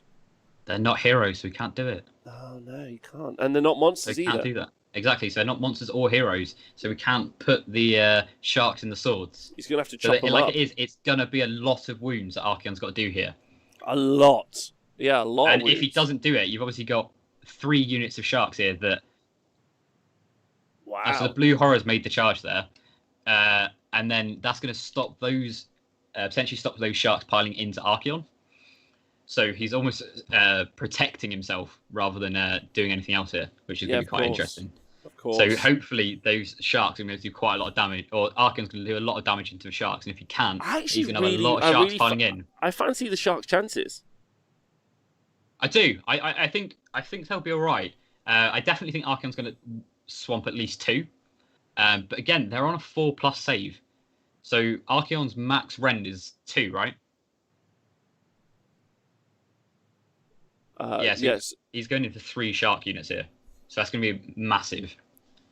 There's And a lot of then attacks coming back. Yeah, he's got to do a lot of damage. He's got to do so much work. 32, like you said, just 4 sharks, 32 wounds on a 4-up save. So, like, that's not insignificant. Ultimately, also good point. They're also next to the ship. So that means they're going to be getting that 6-up after damage save as well, so the DPR save. However, what he could do here is potentially just try and target. So if he splits his attacks, he targets 1 shark in each unit, right? And then tries to bravery them off, because I think they're only bravery 6, and then Archaon does a -2 bravery buff, right? Or debuff. Wow. That's a good call. So you could, yeah, so -2 bravery from Archaon. I'm sure sharks are only bravery 6. So you pop 1, they'll be on having a test on 5, and then -2 bravery on a 5 or 6, or 4, 5 or 6. They'll be losing the extra one.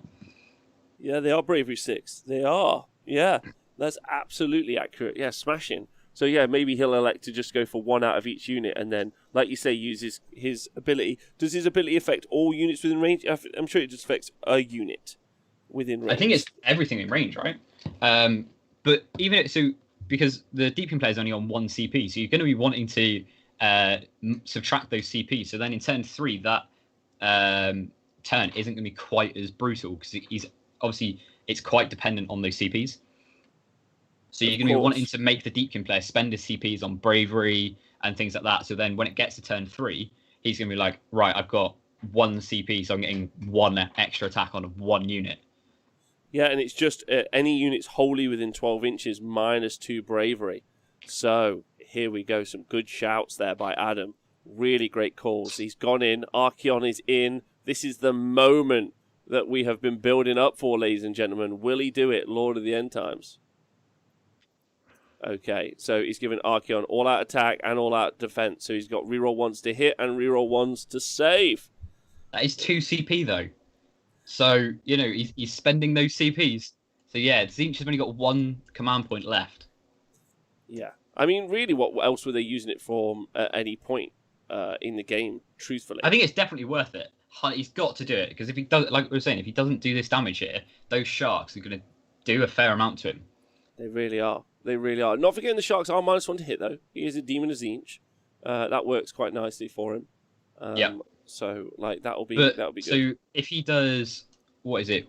1. So the sharks at the top into the blue horrors. If they do 1 wound into those blue horrors, if those sharks, other sharks are within 3 of those blues, they're going to be getting +1 attacks. That's true as well. So he's only got to do, if he goes 1 wound here. I don't know if it's if it's anything takes a wound, then those sharks are getting +1 attack. So it sounds like he might be splitting. So the middle unit is taking everything other than the tail and the sword, which are going into the bottom unit. So it does look like he's trying to split his attacks and take out both the unit here in the center and at the bottom, ultimately, which does still leave him with a whole unit of 2 sharks at the top. And another and another 6 still on the board. There's a lot. There's a lot here to unpack. But, you know, this is really the meat of both armies battling against each other, with a support cast being involved, really. Archaon on 4 wounds, all of the sharks on wounded. Let's see where we are at the end of this combat phase. It could go any way in his attack. Let's look at his attack profile. He's got Slayer of Kings, but now he's got +1 attack. Because of the agenda, he's got +1 attack on all his melee profiles. So he's got... So bottom unit, he's killed 1 shark only, and that's all the attacks he's elected into them. Slayer of Kings is 4 attacks. Bravery. Yeah, of course. He's got 4 attacks, but 5 now. 2s and 3s. Ren 2 doing 3 damage. There's 8 wounds each in these Alloplexes on a 4-up save. Monstrous Claws, he's got 2 attacks, but now 3 attacks. 2s and 3s. Ren 2, D6 damage. Wow, so he's used a 6 in his Destiny dice now to make that a flat 6 damage from the Monstrous Claws as well, we've just heard. And then he's got his Lashing Tails, which we saw at the bottom, which is what took out the Alapexes. And the 3 heads have got 6 attacks still, because he's unbracketed thanks to the heal. So the heads are attacking in now. We'll see his output. I mean, it's a phenomenal amount of output. Okay, there's another shark gone. So he's killed 2 sharks by the looks of it. Which He's again killed 2 is going to from mean one unit and 1 from the other. Yeah, 1 from each unit. So it basically means that it looks like he's not done a lot, but that's obviously 16 wounds. And then again, that bravery. The Deepkin player's only on 1 CP, so one of those units is going to take a bravery test, and that's going to be at -2. So they're going to be on what is that? Bravery 4. Obviously -1 from the guys. So on a 4, 5, or 6, that other shark is going to be running away. Yes. Yeah, it's gonna be. But before they do that, they are going to get to pile in an attack against Archaon himself. Now, not forgetting their -1 attack, but those jaw attacks are pretty significant. Ultimately, they're AP 2 or Ren 2, doing damage 2. So 3 attacks, 3s, Ren 2. So he's going to go from that 3-up save to a 5-up save, and then it's going to be damage 2 apiece. But they're hitting on 4s now, which is harder to roll than basically a 6 at some points. I'd rather roll loads of 6s than a load of 4s some days, Alan. It would be great if we rolled a 6s.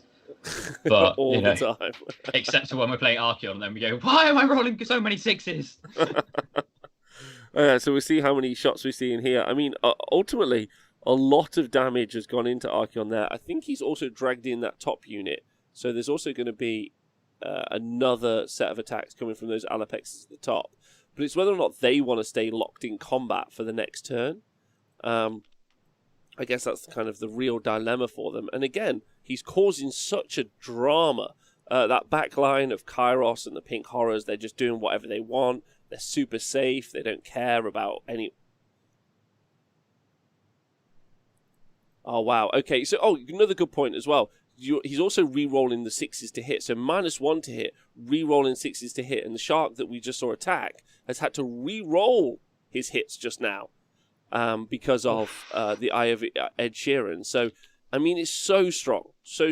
Because if he was fighting things that were 4+ to hit, they'd be hitting on 5s, re-rolling 6s. It would just be such a rough time to battle against him, which is why he's so survivable, right? Yeah, Archaon is super good right now. Like, he is super good in Tzeentch. And okay, so the bottom shark did 3 damage. We've probably got which is actually more... a massive amount, to be honest. Yeah. Like 3 damage into Archaon from 1 shark. He's now got, obviously, the next shark to go. If he does another 3, that's going to be 6 in total. And there's another shark. There are 2 more that can get in range. And don't forget, now, because he's done a wound to Archaon, those other sharks are going to be getting +1 attacks on their bites. Nice. So they're going to be 4 attacks each rather than 3 attacks each. That's good. That is lovely. So now he's... but he's not going to die. He's not going to die, but then you are into the Idoneth turn 2 in a moment. And then there could be loads of damage coming in from him then. Yeah. So if because he's on what? He's taken 7 now. If let's just say he takes another 3, maybe 4 wounds. And then last turn we saw him do 7 wounds just from the shooting. Of course. So potentially, obviously he's lost some output. So, it's not going to be massive. He probably won't kill him, but he's going to leave him on maybe 3 wounds left by the end of next turn, I reckon. I agree. Potentially kill him next turn. Archaon going down next turn to a bunch of sharks is the best news ever. Can I just say thank you? I think so. I'm calling it now. Okay, you're calling it now. Archaon's gone next turn. Archaon gone next turn. What does the Twitch chat think? Can I just thank everyone for joining us live? And also thanks to Velatron for donating 2,000 bits to the show. I really, really appreciate that. I wonder who he's rooting for. That's super brilliant of you. This is only game 2 of a 3-round event today for the Hammer Time TTS event. And actually the largest Age of Sigmar event in the world to date in 2021. 82 players. And, of course, the top 8 from this event are going to go through to a single elimination match, which we are going to cover on February the 20th. So there are loads. I'm so in for that knockout round. I'm going to be all in for that. I'm like, everyone's going! It's going to be amazing. It's going to be super exciting. And I'm just so ready for it. So the second shark did 2 more damage to Archaon as well. So that means he's up to 9 taken. Don't forget he is going to heal D3 at some point. So that's going to be super important for him.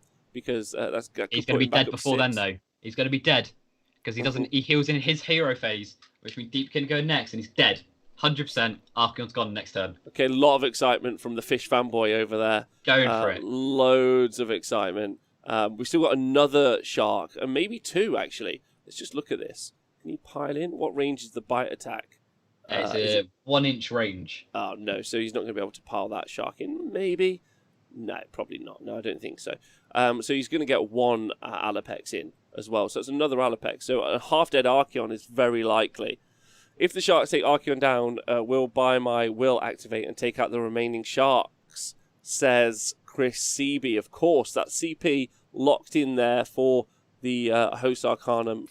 There's the command ability that is locked into Archaon's War Scroll, that if a Slaves to Darkness model, which is what he is, dies, then he's going to be able to attack. So there's still that to come, Adam, as well.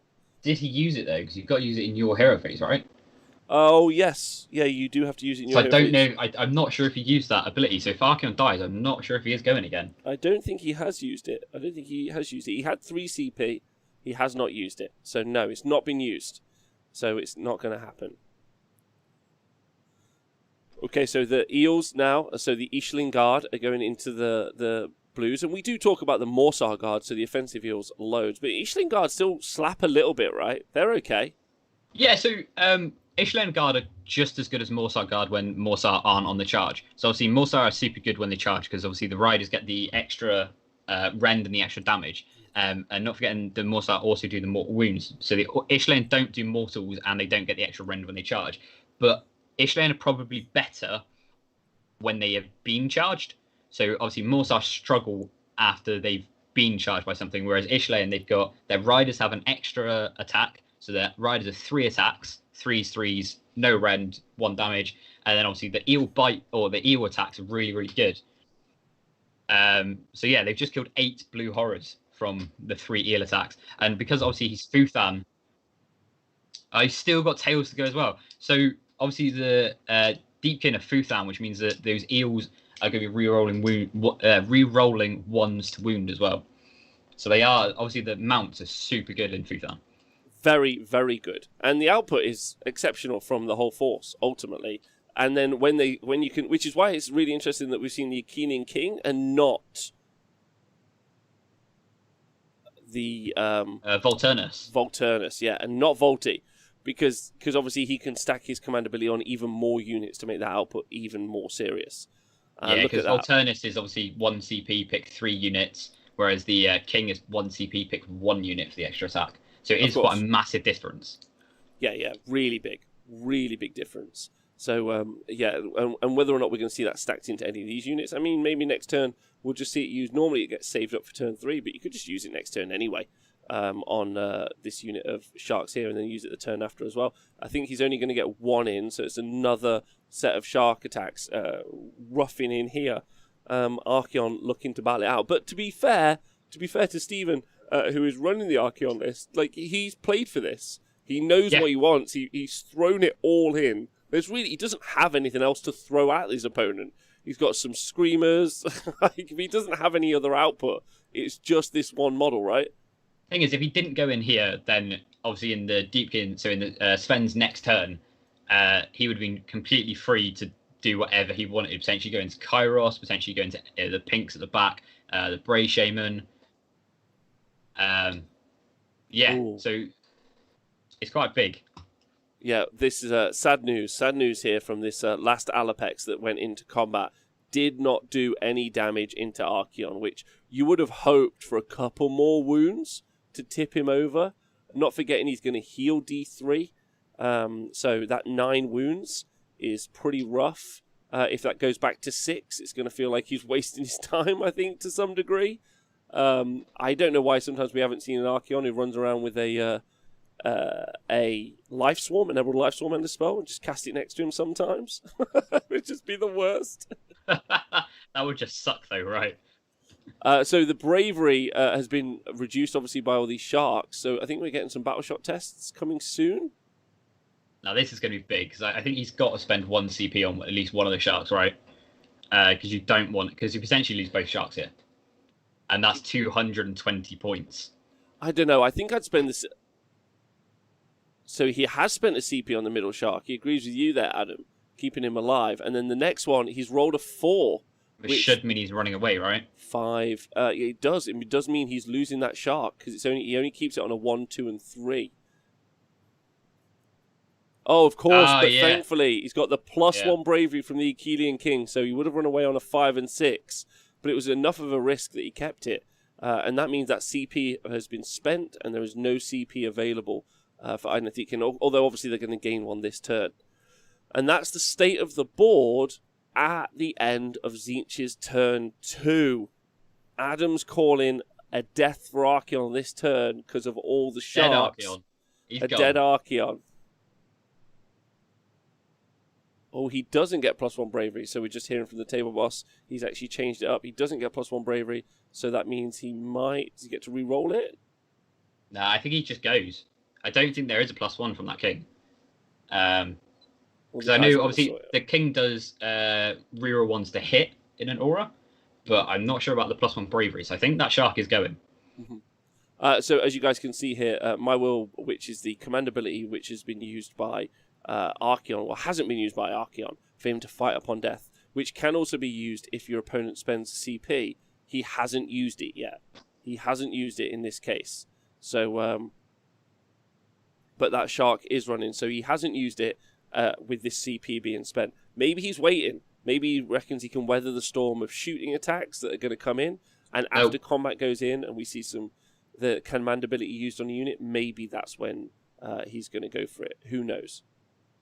He's gone. He's going. See you later, Archaon. I mean, what I quite like about this play is it's quite clear if you looking into the priority roll for turn 3, Steven set himself up for the win. Absolutely. This unit of Screamers run in here, and then all that needs to happen is Archaon needs to outscore on this bottom objective. And so he has to be really, really careful that these Brimstone Horrors, or even, if Archaon wins the priority into turn 3 and is alive and can just take this bottom objective and smash everything here and run on, and those Screamers run on, it's an auto win to Tzeentch. So the Idoneth Deepkin player has to be very conscious and very aware of that, which I think is really important. See, because obviously in this bottom or top objective, I don't know how you're looking at it, but the one where the Screamers are, he's got to put at least 3 models on it, right? So he's got to commit 3 sharks over here to stop the Screamers auto-taking it. He's also got to be really careful about his home objective, because obviously those Brimstones, they potentially just retreat. So Raptors run away as well. So the bravery is not going well here for Sven. Battleship phase is rough in this situation. Oh, I love it. I love it when the battle shock phase actually happens and it actually matters. But yeah, I think the king here is going to be quite a big deal, because he could potentially him in combat is going to be quite massive, because he's got +2 attacks on that pole arm, and he could potentially actually do quite a lot of damage to Archaon, or potentially just run into those Brimstones and just nuke them. But obviously that's going to be quite a ballsy play, because obviously he's going to need the king there for turn 3 to get that command ability. Of course, he's going to... So, and there's lots of units rocked in. Also, that Darkfire Demon Rift is going to come into play quite significantly in that priority roll as well. Even where it's placed, it's on this objective, it's there, it's part of the game. And so it's quite interesting. Don't forget, in this bottom left-hand corner, the Battle of the Skies, as I'll call it, although pretty much everything in this entire game is flying, it's like a truly flight-based battle. We're seeing these 2 Ishling Guard up against all of these sharks, and even the Chaos Spawn as well. They've got them pinned in quite significantly, so they've been separated out quite aggressively. Stephen playing an excellent game, I think. Really brilliant. Great game. Like, really, really enjoying it. The Deepkin player is under a lot of pressure here. He's got a lot of work that he needs to do, and actually he's not got a lot left, really. I know obviously he's lost was it 3 or 4 sharks last turn? I think it was 3 sharks. 4? Yeah, so he's lost 3 sharks already, which is going to take out a lot of output from his army. But like I said, Archaon's gone this turn, so Archaon's gone, and then he'll be fine. What is Stephen going to do when Archaon's gone? Because that's happening. I mean, That's the real question, is whether or not he will actually go. You I have seem to say, convinced. I'm surprised that he's not committing anything to this bottom objective down here, because obviously he's going to have to try and block up. He's either got to commit down here a little bit, or he's got to try and block this objective up enough so that those brimstones can either, if they don't die, either just pile in or just retreat onto that objective. Because obviously next turn, when you go into turn 3, that's when it can just be all over. So if you mess up now, if you make a small mistake, it's just game over. Yeah, Twitch chat, let me know what you think, whether or not you think that it's going to be Archaon dead this turn or not dead this turn. That's the real question that everyone wants to know. Look at that little holding that back objective. Don't move it off the objective. Good, that's important. Let's keep him on there. I think that's a bit far. It's fine. It's fine. Yeah, it's super okay. Just want to make sure he stays on. Yeah, it looks like he's going all in. So the Sharks have sniffed blood. So Tom Dix thinks Archaon lives. Desert Sketch thinks dead. And then Planchette thinks he's going to be fine. Zuguk says dead. I can't stand the Sharknado. Really? I can't stand you. No. Okay, so all the Sharks shoot into Archaon. He's got 11 wounds left, ladies and gentlemen. Yeah, he doesn't have reroll saves. So that's super important. He doesn't have reroll 1s to save. He doesn't have anything like that. He's just got 11 wounds. Reroll 6s to hit. And, of course, -1 in melee. Yeah, so it's only 28 shots now rather than that 40 shots. So, 28 shots, hitting on 3s. 3s, but rerolling 6s. Yeah, reroll on those 6s, though. So he's got 3 6s there. He's going to have to reroll. And, yeah, it's going to be... he's rerolling 1s as well, by the looks of it. Yeah. Yeah, so the king makes him reroll 1s. So he's got 22 hits so far. So wounding on 3s. So 17 wounds. So these turn into a 4-up save for Archaon. This could be a disaster. No rerolls. Oh my god. That's 10 wounds. He's going. 10 wounds later, in Archaon. one round. He is... he's got 1 wound left. Chat gang, Grot gang, team. He's got 1 wound. I mean, that's horrific. Bye, Archaon. See you later, buddy. That is rough. Everyone in the chat was like, oh dear. Oh, and the long strike raptor. Oh, here we go. Come on. he's eyeballing him right. Oh no. He's going to have to reroll that 6. I think he misses it. Or is he hit on 2s? Yeah, they shoot on 2s. He's wounded. Archaon saved it. Oh, Archaon rolled a 6. He's been saved. Oh my goodness. Big dramas. Big drama. Big dramas. Yeah, he's dead, right? Dead. Gotta be. Surely those Sharks now just nuke him in combat, right? It's fine. Everything's fine. I reckon the King goes in. So the King's going to go in and absolutely nuke him. So he'll have like 6 attacks, hitting on 3s. Oh, here we go. Sharks going in. They're all in. This is... Don't forget... He is in the heart of the Sharknado, is where he is. He's in the middle of it. And also, don't forget, we still have the always strikes first for the whole army turn coming up next. This is a rough loss. I do wonder how people or other Archaon players keep that reroll bubble coming from Oracular Visions out to the Chaos, to Archaon. I do wonder how we know. So the King failed the charge. The King failed the charge. But still huge amounts of damage from those shots, right? We've got to be super impressed by the Sharks and their shooting. What he really needs is a Chaos Lord and Karkadrak to as the Fish Slayer. That's what he really needs. That's what he needs. Yeah, he's missing the Fish Slayer is what he's missing. Okay, so there you go. The other Sharks are going into the Brimstones and also into Archaon. Here we go. Yeah. I'm so invested. The tide is truly turning in this fight. Archaon's going. It was a pun, but it's true. Like, this is the ebb and flow of this battle has been excellent. Yeah, I don't know what else to tell you. Like, the Archaon player might be feeling a bit sandy. No, he needs to respect that. He needs to respect that life's a beach. And I'm out. I'm out.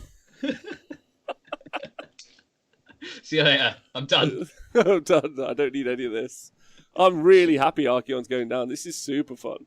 Not for Steven, though. That's pretty rough, but amazed. I'm amazed by the Alapex's output and really impressed. And we talked about it at the top of the show, right? We said, no net launchers. What the hell? And now we're seeing the output from these shots. We're like, you didn't need a net launcher. Do you know what I mean? Turns out we were wrong. Very wrong. To be fair, the net launchers probably wouldn't be that good in this matchup anyway, right? Because if you stop Archaon from piling in, he's still a single model. So he still gets to attack you either way, right? So actually, the Harpoon launchers in this matchup are definitely probably better. I agree. So, and also, I agree with everyone in the chat. Ange says,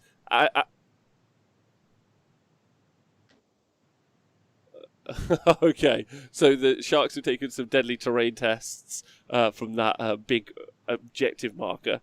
Archaon will be sleeping with the fishes at the end of this turn. That is absolutely correct, Lord Whale.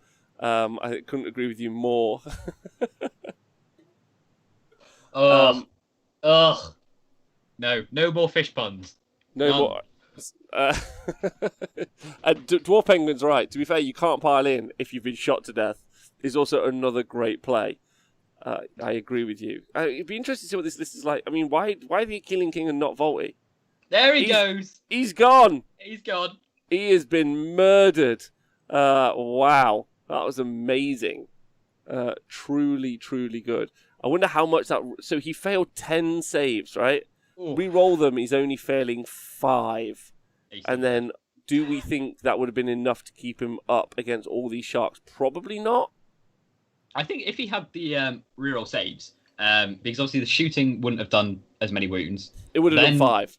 Yeah, so then he'd still have 5 wounds left? 6 wounds left, yeah. 6 wounds left, and then in the combat he's going to be -1 to hit, rerolling 6s, have that rerollable save. So he probably would have been all right. Would have been very close. Would have been very close, definitely. Yeah, fascinating. Really interesting to see that. The Sharks are making quite a splash in this game. I agree with you. Yeah, God damn it. He's dead. No. God damn it, it's particularly good. Stop ruining this game for me. I'm enjoying it, right? This is a great game, and it's been ruined by fish puns. This is a serious army, okay?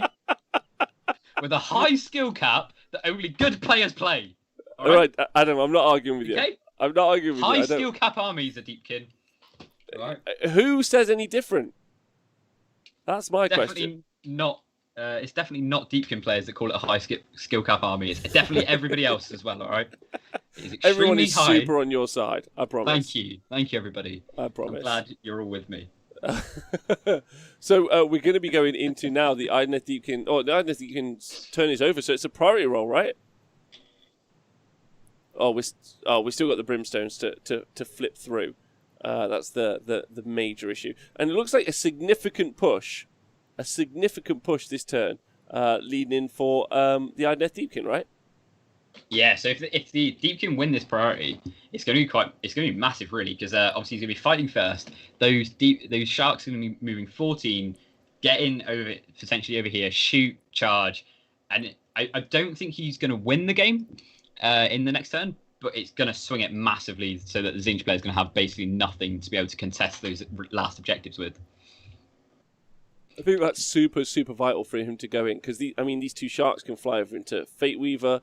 He still has to be cautious of those Screamers, but it feels like a bit of a mop-up mission now. Like he can push into this. Go on. If Tzeentch player if Steven gets the turn, then he's still in with quite a good chance here, because obviously the Screamer's going to be able to pop up here.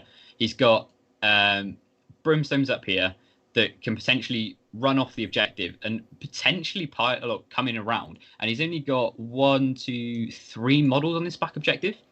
So if he can somehow, I don't know, if those Brimstones survive, get around this objective, and then the Screamers come up here, he can potentially win if he gets a priority. Yeah, maybe. It's tight, but it's not impossible, right? I think that I don't think he can get anything onto this bottom left objective. I think that's the issue. Like, he can't. Like, you need all 4 objectives to win the game. That's just in case for anyone who's just joined us. I just don't see how he falls off and then gets back onto the objective. He just doesn't. And then he's losing them now, and there's only 2 left. So Yeah. I don't think he'll even be there to actually do anything. So I don't think. Yeah, the only thing I can think is no, because then he will still get to pile in. Is use Bolt of Tzeentch. If he could get the spell portal, so what? So not Bolt of Tzeentch, Bolt of Change, 36 inches or 37 inches. Let's measure it. No, it's not close enough. But then you can potentially put that bolt of whatever gift bolt, whatever one it is. Gift of Change, yeah. You throw that onto potentially the eels that are there. He's just piled that shark off the objective. So now he's only got 2 models on there. You pop the... Yes, you've got you've got 1 eel plus the raptor. So that's 2 models on that objective. You pop an eel with the gift of change, whichever one it is. Spawn, and then potentially it's one. You're drawing that objective right, and you've got to get 1 more model on it. So yeah, but I just don't know how you get the model there. I don't know, but there's if there's a way, Stephen's going to find it, right? Yeah, it's true. He's played well so far. He's played really well. He's played really, really well. And Tzeentch are just really hoping to avoid a turtle disaster. Here is their main focus. Thanks to War Machine in the chat for that. Appreciate you. It made me sound hilarious. It's not Finn-ish yet. That's great. There we go. I'm in for it now. Yeah, no one wants Tzeentch to flounder, but it looks like they might be washed up on the breakers. That's all I can say.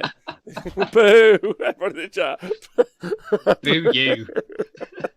Throwing popcorn at the screen. None of this. Hate me.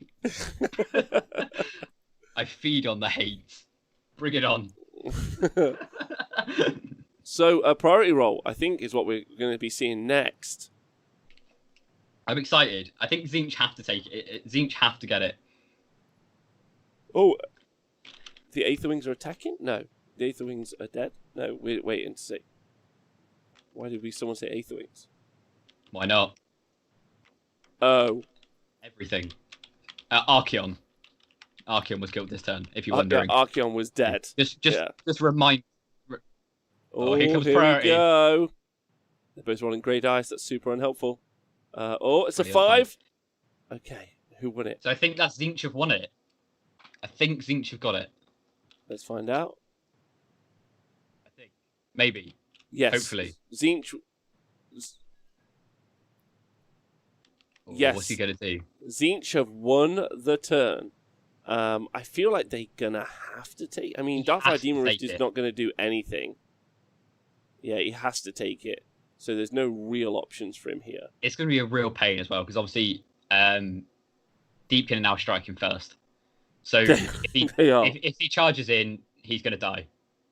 Yeah, I don't know what he even does. I think he's got to play for this minor. I think he goes for the minor win here. He just castles up, blocks out some movement, and just plays for that minor win. I guess that's the right call. Like, there's not. I mean, he's got so Sven has to put all of his sharks really into that kind of castle in the backfield to take anything out. So he's eating the spell portal. Interesting. So yeah, he's going to have to push all of these sharks over here, and even then, that's like 50 wounds of pink horrors to get through. That's Kairos to get through as well. It's probably not going to push them off the objective. There's a lot to do. But like you say, it's always strikes first for the whole Deepkin army. They've got all that shooting, which we saw do so well against Archaon already. Loads. This is a toughie. This is a tricky turn. Yeah. Very tricky. Very tricky. And we are now in the turn where we can win. So it is super, super important, you know. Because not only are the Deepkin striking first, but now you can actually win the game. So another IDK win, don't you hate to see it? That's great. Love it. Absolutely love it. Well, let's see what he decides to do. I don't know if he's going to bolt of change something. Bolt of gift of change something, as opposed to bolt of change. They're different. See, so it would be quite cool, because if he had the range to do it, obviously he's not going to be able to do it, but it would be quite cool if he could use like devolve on those 3 Ishlaen and then done a gift and then spawned a spawn onto it and be like, ha ha, I mean, that's obviously not perfect, gonna but you get can't to. do both. That's the Which is problem. a bit depressing, right? It's like, oh no. But that's the problem with Tzeentch. They're a mid-range army. They So are. They their are. long range ability, now the Deepkin player is quite far away, he's not got a lot that he can do. No, like it's one of the weird kind of like features. So he's failed to cast Gift of Change. Don't forget he's already used his ability to change a dice roll from Kairos. That's pretty massive. That would have given him a flat 6 mortal wounds and generated him another spawn. You're right, that Tzeentch is absolutely a mid-board army. And they're a fragile mid-board army as well, which is super weird playstyle. They're very glass cannon. They only can kind of play into kind of the 18 to 28 inch sort of range, which is pretty mid-board. Whereas these Alapexes move 14, shoot 24. They're outranging and outclassing 34-inch range, not including their 14-inch move and obviously their combat. So, Adam, you're super right. They control the mid-board really well, but they've just lost half their army, right? 800 points in Archaon has gone. And this out is the issue with the Archaon build to Tzeentch, right? As soon as you lose Archaon, you don't have any real threat. Whereas this is why like Chain Chose is so good, because even though they're a mid-board army, you can just teleport wherever you want, and then that issue of being a mid-board army just gets depleted because you can Chain Chose move wherever you want. Mm-hmm. So that is a sort of, that's why Chain Chose is so good, and then the Archaon build is really good, but as soon as you lose him, it's a real tough matchup for you. Wow, I'm just going to say that it's a bit creepy, but Merman UK has just followed us, which is pretty on the nose. Okay. Hello. Merman. You're attracted by all the fish? Like, what's the situation? To be fair, I'm attracted by the fish, but the bros. other thing about the Tzeentch Force to talk about is obviously like there's a lot of expensive units here that are just supporting. So the Pink Horrors don't have any output. They're just for holding objectives and being there. Unless you put them into like Eternal Conflagration, you give them rerolls to hit, then yeah, fair enough. Maybe you've got some output from Pink Horrors, but not in the situation they're in now. The Chaos Sorcerer Lord is there just to buff a unit, give rerolls to hit, and give reroll saves. The Shaman is only in there for Devolve. That's his entire purpose in this list, is to exist as Devolve. So, and then all the Sharks are just dudes doing nothing useful, right? They're loving it. These Sharks are just sat there going, yeah, we got this. It's fine, guys. We've got the mid. We're just going to do our thing. We're going to bring the Sharknado over here. And then they've just cast Geminids and they're like, oh no. Because it's going to hurt all of us. Geminids is going to be really, really useful. And interesting that we didn't see Geminids. Interesting we didn't see Geminids cast earlier in the game, Adam. And I wonder how, with -1 to hit on all of the Sharks going into Archaon, he would have been much more survivable because he himself obviously -1 to hit. So that would have given him a -2. Right, so while we're waiting to see this spellcasting happening, obviously this is only one game of a huge event, the largest Age of Sigmar event actually of the year, going on right now, organised by Mr. Owen Jackson. And while these other exciting games are happening around the field, we're going to find out from Owen now exactly what's been happening and what's been happening on those tables. So over to Owen and find out what's been going on. The Owen Jackson, here he is. Thank you, gentlemen. Yes, very nice. I will just divert your attention away from that table for a moment, and we'll have a little look about what else is going on around the field. So even though this is a mission where you can win quite quickly, there's still a lot of games still going on. I do have a few results for you, though. Table 7, Stefan, who you saw in the first round, he has, he's gone on to take out another win. I think it was one of the earliest results of the round, to be honest with you. Stefan's Daughters of Cain, the Calibron teleporty list, that got the major win against Mikey's Slaves to the Darkness Archaon. So there's an Archaon that's gone down there. And Stefan's on his 2 wins and sitting on top of the tree. Another win and another two wins, 0 losses, and that is for a chap called Javier. Javier Fernandez. He's playing with an Archaon in Tzeentch, but this time it's the Host Duplicitous no retreat Archaon. He's taken out the win against Maciej Majewski. That's the Foul Rain Congregation pestilence heavy Skaven build. So even though Maciej had like over 100 models on the board at the start of the game, that HD Archaon. So we've got a win for Archaon on table 18. Now, Tavi Gain with the triple Bastiladon Seraphon, I really did pip him to potentially win today and get his 3 wins. But he actually he played out a dead draw against Alan Joins' Caradron Overlords in the last round. They were tied on victory points. They were tied on auxiliaries. So, yes, they got a draw. Not often seen the draw, but he's gone on from that draw, though. He's picked himself up, dusted himself off. And he's blown up Mortis Praetorian's Ossiarch Bone Reapers list. So Tavi got a 20-0 on table 20 against Jacob Turner.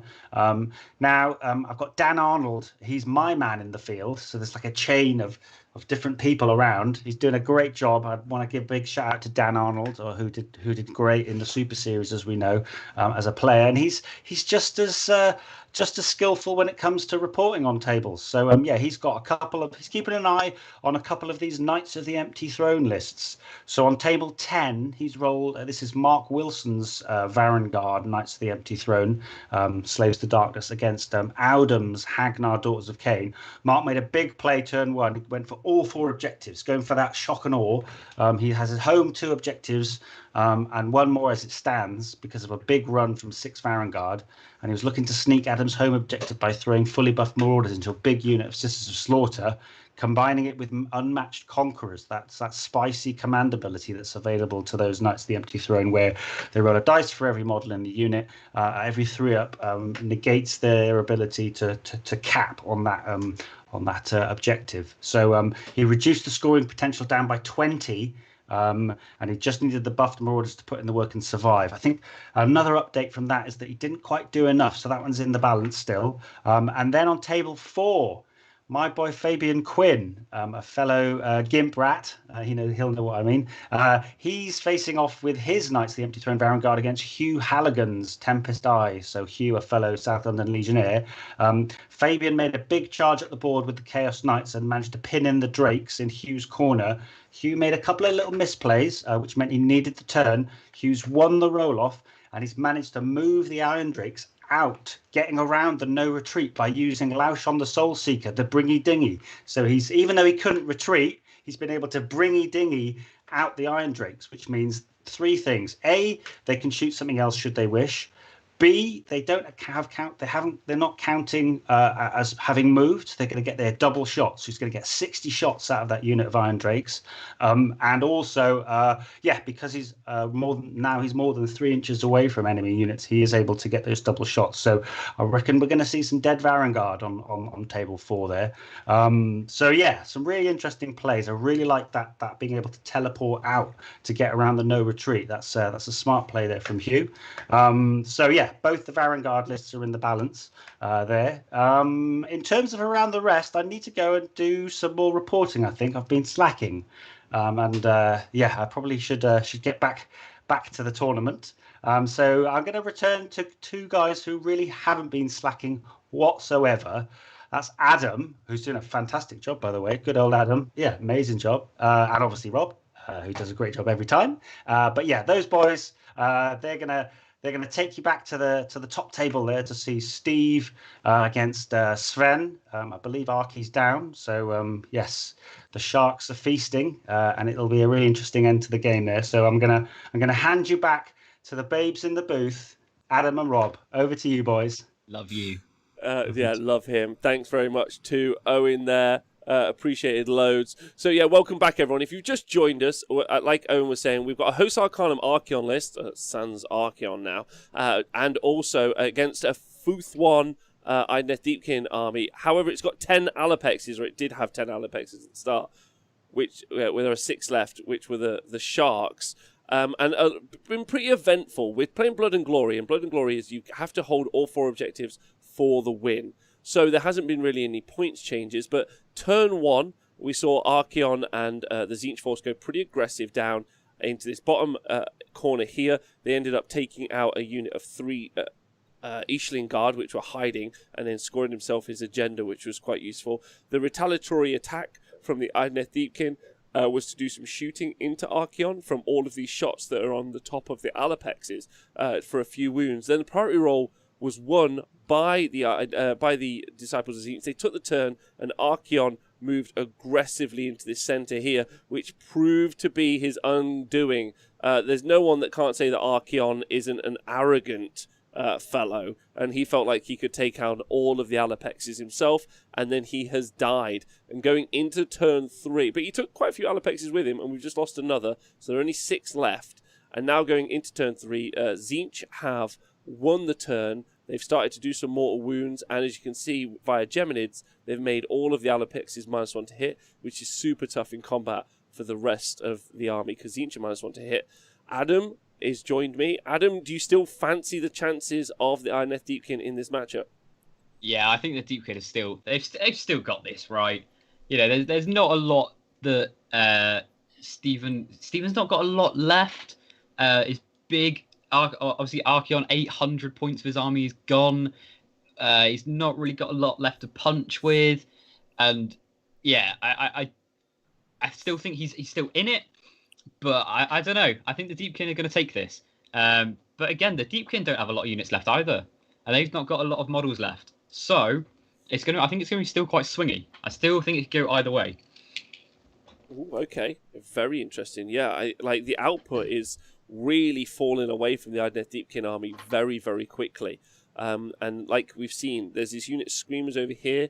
I wouldn't mind if I just saw a unit of the 2 Alaplexes just clear those Screamers off from the back left-hand corner, to be honest, and just be like, cool, this is out now. You're not allowed this. This isn't part of the game. And you probably are never going to get this bottom left-hand objective. I think that would be a pretty positive change. As you can see here, using these Screamers, I think just to block up the Ishling Guard, not even actually... Oh, no, they have charged it, so they're straight in there. Oh, we got a map sponsor.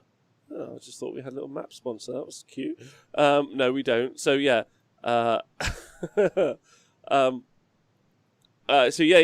So I think this is a weird combat, because I don't think the Screamers are going to do any damage, right? I think the Eels are going to win that combat. I think so. They did 1 damage. Yeah, so now the Eels, the thing is, what's going to happen now is those Eels are just going to punch back, and... Oh, wait, because did the Screamers do a damage, or was it... Because obviously the Ishlen Guard are fighting first, right? Yeah, they are. I mean, it doesn't matter, because they've only done 1 damage, right? But, so those Ishlen Guard are now just going to punch back and kill... I think they're going to kill 2, maybe all 3. Because Screamers are on a 5+ save. So even though those Ishlen Guard don't have any rend, it doesn't really matter when you've only got a 5+ save. So I'm not sure if this charge here was the right call. Okay, brilliant. The Deepkin player forgot it was turn 3. Okay, so we've realised that the skill cap of Deepkin is how to count, and our player has forgotten how to count. Okay, brilliant. Excellent. The skill cap really low for Deepkin, and they're still really messing it up. No, it's really high, because we've got to know exactly what turn it is. And we forget it a lot. That it goes 1, 2, and then 3. You see? Yeah, so that's all you got to remember. You got to remember that counting to 3 is a tricky skill. All right. So yeah, these Screamers losing this fight, I'd have just even. I mean, you can't even block them up, but I'd have just put 3 in the way just to be there rather than charge in. It's actually you could have blocked that move quite a lot, because it's 14, but so here we are, sure end of Tzeentch's turn 3. Right, this is all for Idoneth Deepkin now to try and take this mission out. I mean, Idoneth Deepkin not really motivated narratively to take this out. Their entire raison d'etre is to run around and nick souls. And to be honest, do you really want to nick a Tzeentchian soul? I don't think that's going to be very useful to you, if I'm honest. Yeah, but these guys, they're all Achilleans, so they don't need souls. Oh, okay. So, yeah, fair enough. Actually, the narrative is actually on point here, because we're all mounted. You know, Good. so we've got Done. a narrative army there because we've decided we're going to take the cavalry version. And Yeah, narrative channel. We've always been a narrative this channel. is complete narrative because you've got the Yeah. king who's not Volturna, so I'm sure his story is completely rich as well. And he's gone around and going like, you know what, lads, all I want is sharks. Yeah. So Yeah, instead but of the other kings that are like, all I want is eels, he's like, nah, it's all in the sharks. We got all this, in the boys. sharks. No, good point. Really good point. Yeah. Yeah. Super useful. Yeah. This is a nice little view from here. I think that's quite nice. Adam, good point on the narrative. Obviously, being a narrative channel is super important to help the Facebook. And obviously, kids. both of us are narrative players, right? Some of the most narrative players I've ever met, actually. I've got 36 eels, all narrative. You know, I've got an entire stabber army. I've got narrative. all the cockatrices. Complete narrative here. All right, I'm all over the narrative. Same here, buddy. Right, so looking at CP, the Idoneth Deepkin are going to gain one this turn, so they should get one to put on the board. So that's going to be useful if they want to stack abilities. They move 14 though, and look at this like aggressive undeployment. No, they have moved away and tried to keep themselves as screened off as possible. So most of these Alapexes aren't going to be able to push into this Tzeentchian line at the back, which I think is quite interesting. So of these 6 Alapexes we've got left and the Achillean King, they're still not going to get probably into the Pink Horrors this turn. So are we going to see them all kind of... I mean, they're going to want to shoot as well. We're going to see them run and try and get in there. There's only 2 turns left. There's this turn. So there's 3 Idoneth Deepkin turns left. There's this turn and there's still turn 4 and 5. 2 more turns to go for them to try and actually secure the board. But there's a lot of board to secure. I think the play for Deepkin here, you have to deal with these 3 screamers down here. So obviously you've got 3 screamers on the bottom by where the king is. You've got to clear those off because then he can't contest these 2 objectives that Deepkin are currently near. You then, I think, you send it to the objective where the screamers and the spawn are. You almost ignore Kairos' objective this turn, and then you play for that next turn. Because I'm not sure, is this in this mission, can you tag an objective and leave it, or do you have to hold them all physically? You have to... No, you can tag and leave. Because what you could do, because obviously there's nothing contesting this objective now, so you tag it this turn, kill these screamers, and then you move your whole army across. Because Stephen's got no teleports in this army. Nope, he has not. And his army is now relatively slow, really. Like, you know, the Pink Horrors aren't moving very fast. For some reason, Lord of Change, I'd just like to point out, is movement 10. I just want to... Yeah, so I think you tag the objective down in the corner that he's doing with the Ishlayan, I think, right now. So he's going to move those Ishlayan down to try and contest down here. I potentially run the king over here. Kill the king. Use the king to kill these screamers. Use the sharks over here to clear up over here, and then almost rejoin next turn down on this objective that the Kairos is on. Yeah, and as you can see, this so the Morsar are already going now. It looks like they've ran. They're moving a little bit further, 19 inches. So it looks like he's going to try... Oh, no, he's decided to change his mind there. Liberator Man, thank you for subscribing. Thank you to everyone who's subscribed or watched or tuned in today. Adam is my co-host. He's doing a great job. Really brilliant job. I've really enjoyed doing this with you. Thank you very much, Adam. There is another game. There is another game later as well, which starts at 3:30, so an hour and a half's time. And that will be Dan Unsupervised will be my co-host. Is he Liberator Man? Is Liberator Man's just... Is Dan Liberator Man? Liberator Man is just... new. I think that might be his new account. Liberator Man 2256. So yeah, that'll be another match. So I'm looking forward to seeing that. We've had a nice couple of matches actually. We've seen Destruction battling out last turn. Now we're seeing Eels and Tzeentch. I wouldn't be surprised. We saw Daughters of Cain last turn. I wouldn't be surprised if next turn we see some Lumineth. I'd like to see some Sylvaneth. I mean, Sylvaneth might. Mathmello only has to get one more win in there. But there's a whole bunch of armies vying for that top 8 position in Hammer Time 7. Looking forward to going to the Hammer Time Crucible, which is the I don't know if that's the official name yet. I don't want to jinx I hope it is. That sounds great. It does sound great, right? The Hammer Time Crucible. Brought to you by the Owen Jackson.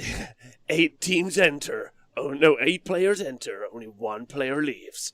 With a trophy the size of your hand. I love it. I'm so I in love for it. it. We've already got a narrative as well. So it's So, going to be a narrative. Yeah, there's always narrative. That's the important point. And don't forget, we're live all tomorrow as well. Narratively enjoying the Mega Gargant story of whatever's happening. Which we've got some great hosts for you. Adam will be joining me again tomorrow. Mr. Budtastic will be doing round 1.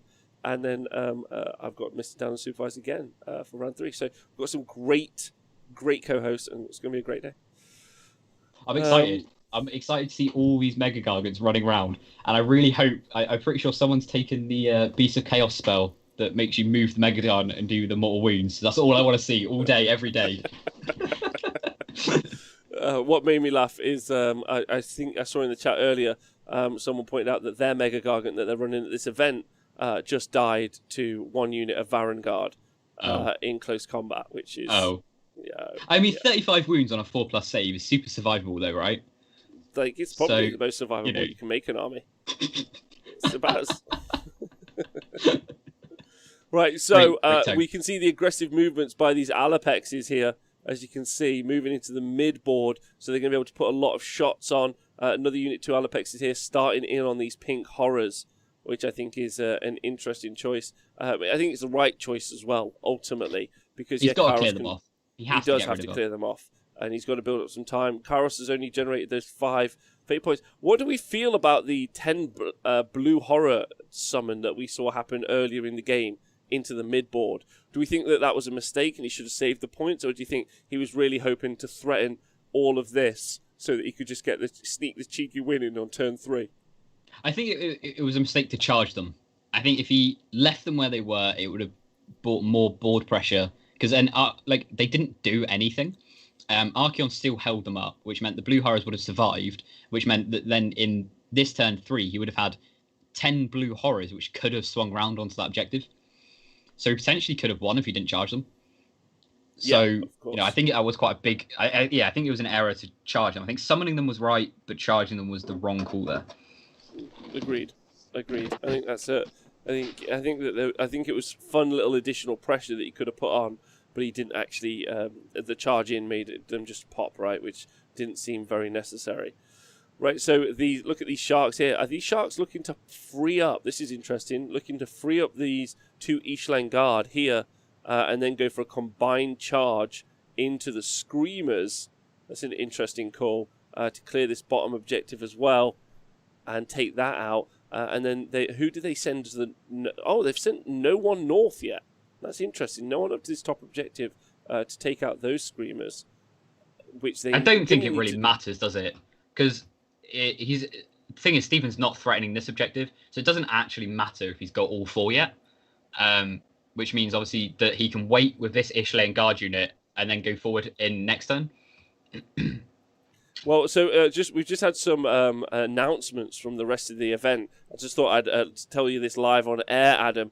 That Math Mallow, our man, our Sylvaneth legend, although there are 2, has just gone and got himself a dead draw against Laurie Huggit-Wiggett's Lumineth army. So that's pretty impressive. That's pretty impressive. I'm claiming the draw there because I told him to just play for a minor, don't bother playing the game properly. We had a chat just before the game. And I was like, dude, there's no point in playing this game properly. Just go for a minor. Just tank on one objective and go for it. So I'm claiming hilarious. That. All right, that's my draw. That's a victory, if anything. That's a victory for the Sylvaneth in that matchup. And must be, Blood and Glory, super frustrating if someone doesn't try and play for the win. Like you say, if someone just sits on an objective to tank for the whole game, that's especially with an army that can teleport, right? Anywhere around the board. That's super stressful because you've got to maintain 3 different objectives and at the same time try and smash through a whole brick. What we're really saying is Sylvaneth are just as good as Lumineth, right? Yeah, excellent. That's exactly what we're saying. Awesome. That's exactly what we're saying. So as we're seeing the shooting coming in now from the Alapexes, and they've killed 3 Screamers out of this unit so far. That Chaos Spawn, just wondering why he was ever brought into existence. What was his purpose of his life? What am I doing? Oh, the I think Bow Chaos Tree Storm's boys have always lost worried. 2 close games. I'm really sad for the multi-bow Sylvaneth. Oh no. But they're in my Heartwood, is where they are. Oh, great. That's what, Love it. right in my Amazing. Heartwood. Brilliant. Now, these Alapexes are going to start shooting in. So we've only seen 1 unit shoot so far. I wonder if we're going to start seeing them trying to pop the pinks. Or if we're going to see those shots going to Kairos. Oh, okay. So everything actually went into the Screamers. So just kind of saving it. Oh, so we're into combat there. No charges. Not charged. Okay. Yeah, so Oh, if they're all- if he charged, he'd be -2, wouldn't he? Because if he charged into those pink horrors, he'd be -2 because of Kairos. So he would have but done anything. you might still get you might still get something. There's no point But in then not charging. if he charges, then next turn when he if he wins the priority here, he would be locked up himself. So now he's almost he's setting himself up for the double turn potentially. But isn't he locked up with the unit he wants? Okay, so going into the priority role going to be very important here. Tzeentch going to want it to maintain some sort of range. And unfortunately, we've just heard it's gone to the Idoneth Deepkin. So these sharks now, as we can see, Geminids is going to be moved first. Darkfire Demon Rift maybe second. Looking to clip some of these units if it's potential. But now, Adam, your IDK army is set up for the win. How are you feeling? They are, yeah. I think this is going to be bad for Stephen here because most of those sharks now aren't -1 to hit, so they can really hit with their full potential. I think they shoot off the spawn and those screamers, those Ishlen Guard, move on to that top left objective, and then everything else just comes down into the pink horrors and Kairos. I think that's potentially game over. Potentially. It is. Well, apart from he still has to hold that top left-hand objective. Yeah. Someone has to go up there at some point. And as much as all these sharks going into that pink horror bunker are super important, don't forget, even if he kills the pink horrors, he still has to hold the objective. That's really important. Yeah. And right now, there's no one at that top. He could absolutely go over right now. Don't forget, Tzeentch is sat on 2 CP, so he has to kill every one of those pink horrors to get him off the board. That's going to be a tricky job because there's obviously 50 wounds there. He's on the CP, so he doesn't have to take that bravery, which means every pink horror he's going to kill, he's going to create more blues, which means he's then also going to be adding more bodies to that objective. It does. It's going to be very hard, and he doesn't have a lot of turns to do it in. He's got 2 turns. He's got this turn and the next turn in order to get it off. So it's going to be hard to do that, but we will see. And I'm surprised he didn't put anything up towards his top unit of screamers. I still don't know how he's getting there, right? I think because obviously the Ishlen Guard they're movement 14, right? So they can now just move on to the objective, take it, and they're 3 bodies compared to those screamers 3 bodies. So because he would have taken it first, those screamers won't be able to have it. Didn't they have it in the first turn? Oh, yeah, but they would have taken it before they moved back on. Yeah, I get what your point is. Yeah, so obviously those Ishlen just going to move on now, take it, and then those screamers are going to be sat going, oh no. As we saw just now, when the screamers charged into Ishlen Guard, they did 1 wound, and then the Ishlen Guard killed them back. So, Which is pretty tough for them. Yeah, so this is turn 4, if you guys have just joined us. So we're into turn 4. And it looks like it's very much going for the Idoneth Deepkin. However, securing the win on Blood and Glory is as important as anything else. And being able to actually achieve that is not the easiest. Big shout out to Herminister in the chat. Matt Koyalik, I hope I said that right, and if I didn't, I'm sorry, said he's just been playing this battle plan. Summoning was not fun to deal with this battle plan. Kill skinks, skinks get summoned, rinse and repeat. That is Seraphon 101. Yeah. So he's basically played skinks and just gone, I've killed all your skinks. And he's gone, that's what you think. I've got more skinks. There's more skinks coming. And so, we're only worth 60 points. He's going to have to put all 6 of those sharks on this objective if he can. And even that's going to be challenging. And the problem is if he directs absolutely everything to the pink horrors, cool. That's fun. That's good. Kairos, though, is still going to slap back and do some mortal wounds. And if you reduce enough of those guys down, they're going to have a real problem holding objectives and having the number of bodies that they need. I think he has to just go for the win this turn. So if he doesn't go for the win this turn, I think it's just going to go to a minor. I think it's this turn or nothing. I think he's got to go all in. because all those sharks and the king are going to have to go into those pink horrors. Those Ishlane have got some work up there to do with those screamers and that spawn. He runs those Ishlane guard down to that objective where the screamers are and just go for the win this turn. And I think potentially he's got the output to do it because that king is, if he gets in combat, he's no slouch in combat. Obviously, +2 attacks, he's on like 6 attacks, 3s, rend 1 or 2, D3 damage, but when he charges, it's flat 3. So that king is going to be doing a lot of work as well.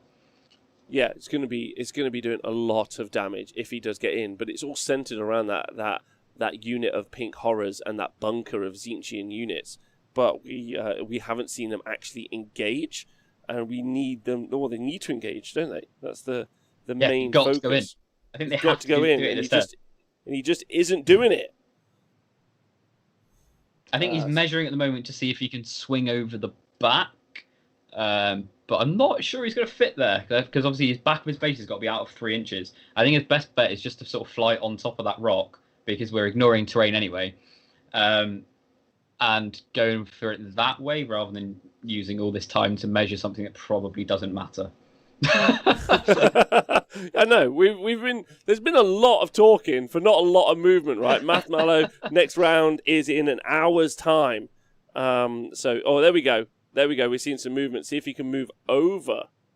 What's he gonna do with the other one? Or is there just one eel? There's 2 in that unit, so I assume the other one's just going to sit on top of the rock, which is what he could have just done anyway without all the faff. But it's fine, right? You know, they've got like half an hour left. It's all good. But yeah, I think he's just got to kill those. I think you ignore Kairos. I think you should go for the pinks. Because those Kairos doesn't matter at this point. You've just got to get rid of those pink horrors. I don't really get why we're trying to go for Kairos here. Because I sort of assume the plan is. I think go for the pinks and just smash them up. And then he's got no bodies. And then you just sort of win. So I think it's a bit of an interesting one. I think he's thinking Kairos is a bigger piece than he probably is right now. Yeah, he is. But there are 6 bodies that could potentially hold this objective, and for each one of those that gets lost from some mortal wound spells is going to be a big deal. Like going into the next few turns, ultimately. But yeah, maybe these sharks are going to do the work. I mean, they've got a lot of shooting, and it's a lot. I actually don't know if it's enough to take out the pink horrors this turn. Maybe over a couple of turns. Kara's definitely going to CP them, so they're never going to run away. So I think that's quite interesting. And then Kairos could just be there, just like merrily casting spells for as long as he likes, which I think is the interesting part. Yes. Right. Okay. All right. It's fine. He's got this. He has got this. He's got this. The King's going in as well. All right. The King's going in. And you see he's got a flat 4 damage on his attacks, right? So when he charges, he's going to have a flat 3 damage. So normally his polearm is D3 damage, but when he charges, I think it goes to flat 3. I'm not sure if it gets +1 rend as well. But I know he's at least rend 1 with obviously flat 3, re-rolling 1s. So yeah, bladed polearm is 3 attacks, but it's going to be +2 because of his command trait. So he's going to be 5 attacks, 3s re-rolling 1s, 3s rend 2, flat 3 damage. Wow. Also, big shout out to Iron Gutsman in the chat, Stuart McCowan, one of my heroes, who has not said... today, though, because apparently he's playing Tzeentch, right? So He's still one of my heroes. No, he's let the side down. Sorry, you know. I was expecting Yetis and got Tzeentch. Well, however, he made the point, and I think it's a really good call about target priority, is obviously actually target the characters, or at least target Kairos, which looks like this movement over, the bunny hop over the pink horrors has been intended to do so, and then go into Kairos, and then take out the ability for them to use the CP on the pink horrors later. So then when he does commit all of that damage into the pink horrors, he's not going to be able to access and use that CP for Inspiring Presence so that they don't run away. I think that is super fair. These 2 Ishlan Guard, they again are threatening this objective, looking to take out the Screamers and the Chaos Spawn to grab that objective. So it's looking so good for the Idoneth Deepkin. It feels like it's a race against time. There is 30 minutes left on this round. Are they going to be able to take it out? That's the real question. A lot of these matches in this bracket, don't forget, this is part of an ongoing tournament. Loads and loads of matches still occurring. Some people trying to get into the top 8 so they can go into the qualifying finals. They are working their heart out, but this is a battle plan that doesn't really give off major victories all the time. I expect there to be a much thinner top bracket next round. Yeah, definitely. Yeah, because obviously this one, there's going to be a lot of minor wins. I think we've seen 2 or 3 at least already, just from people commenting in the chat. And yeah, so I think this one is still going to be close. This one could still go to a minor as well. So even though you're in a tough spot, you can still get that minor quite easily. So there's going to be people that will just sort of give up halfway through and go, you know what, I'm playing for that minor now. I'm going for it. Yes, yeah, I do wonder about going for the minor in this situation, but I feel like he's got the victory here and available. Just needs to grab it. He needs to just seize it. I think he's made a mistake up here with those Ishlane Guard. Those Ishlane Guard, they've stayed in that cover up there. I don't know why they've not moved down to threaten that objective. Yeah, I don't know why they've not just gone for the objective. Just run onto it. Like, what the Sharks going to do? I think maybe he's worried about a double 1-2, and then he's just chasing the Sharks around. But the thing is, like, Steven's got to win. He's got to get all 4, yeah. And the Ishlane here could tag this objective, and then these Screamers can't touch this objective. So, I think this is a mistake up here, not going for the objective. I think you should just run onto it, because he's already got 1 guy up there anyway. But, I don't know what this player's thinking. He's done a smashing job so far, so, probably going to prove me wrong. Yeah, that's a good point, Adam. It's a good point. So in the shooting phase, Kairos already taken 6 wounds coming in from the Alapexes. I think that's all of the shooting, potentially, coming in. From the 6 Alapexes. So we're going to start seeing these charges come in now. And yeah, Kairos looks like to be the main focus of the anger from the Sharks. And I wonder if we're going to see a cheeky... Oh, and look at that. Look who snuck in. The Achillean King. He got the charge off. No. They're just checking if he could fit. So I don't know if they've rolled the charge yet. But just checking to see, yeah. But he can fit. So if he rolls that big charge, he is going to be able to get into Kairos as well. I think we're if also he gets that charge... I wonder if we're going to see the Alapex run into the Chaos Sorcerer as well. Yeah. And drop him on. That's going to be very interesting. The reroll saves seem to be on the Chaos Sorcerer, I think. They're on Kairos. So Kairos does have a rerollable save that is important to make from Oracular Visions. No, actually, can he even do that? No. Isn't it just... It's just mortal, isn't it? It's just mortal, isn't it? I was about to say. But I think Kairos might have that... because there's another save thing in this Tzeentch spell, isn't it? The Shield of Fate or whatever it's called. So yes. Kairos might have that, and then the Slaves to Darkness. Yeah, so Kairos has got the Shield of Fate or whatever it's called, and then the Sorcerer has the +1 save that he's got on his scroll. So yeah, it's going to be interesting. I think those 2 Sharks, if they go into those 2 characters, they're just going to nuke them. And then potentially Kairos is dead, and then all that Steven's got left is probably going to be those pink horrors and those 3 Screamers down at the bottom. Yeah. Wait, have we had any good Darkfire Demon Rift stories today so far? I haven't heard any yet, but I would love to know. I just want scores of dead Lumineth as the Darkfire Demon Rift just burns them all to pieces. So I'm absolutely with you on that. This unit of Alapexes still hasn't charged. Interesting to see where they go in. Oh, there we go. Seeing where the Achillean King can fit. Maybe he's looking to try and push down into the Chaos Sorcerers. I thought he'd left himself a gap to try and fit the Alapex in to try and kill the Chaos Sorcerers. But at this stage... Yeah, but they're ignoring terrain anyway, so it doesn't matter. Like, he can just sit on top of that terrain and fire it down, right? Yeah, they are. Oh, yeah, I forgot. They're pretending everything's... Yeah. That King there, he's got a 2-inch range, so he might still be able to hit Kairos. So even though he's in front of those pigs, he's got a 2-inch range on that polearm, so he's still going to probably be able to hit Kairos there. Which is what he's clearly looking to get, right? He's looking for that. Yeah. The Idoneth Deepkin list needs more Sharks. I agree, actually. They've really impressed me. That shooting profile's horrific. It's real good, right? Really good, yeah, absolutely. I did buy my shark I bought a shark last week, so I think I'm all in now. We've gone from all eels to all sharks. And I'm in for it. Idoneth Deepkin book is only ever one copy and paste a click away from being the most spammy thing. At once. It gets a bit complicated after that, right? Yeah. If I've got too many, I get a bit confused. It's why all of my armies are 19 cockatrices, 20 stabbers, and then 30 eels. Win, win, win. It's easier that way. You just learn the rules easier, right? Smashed it. Yeah, absolutely. Right, so as you can see, the sharks have moved towards those characters as predicted. And he only rolled a 5-inch on the Achillean King. This has been 10 minutes for this charge phase. I'd just like to point out, like, I respect... This is what Deepkin players do. We go, yes, because it really matters that these charges are like this, when it really doesn't.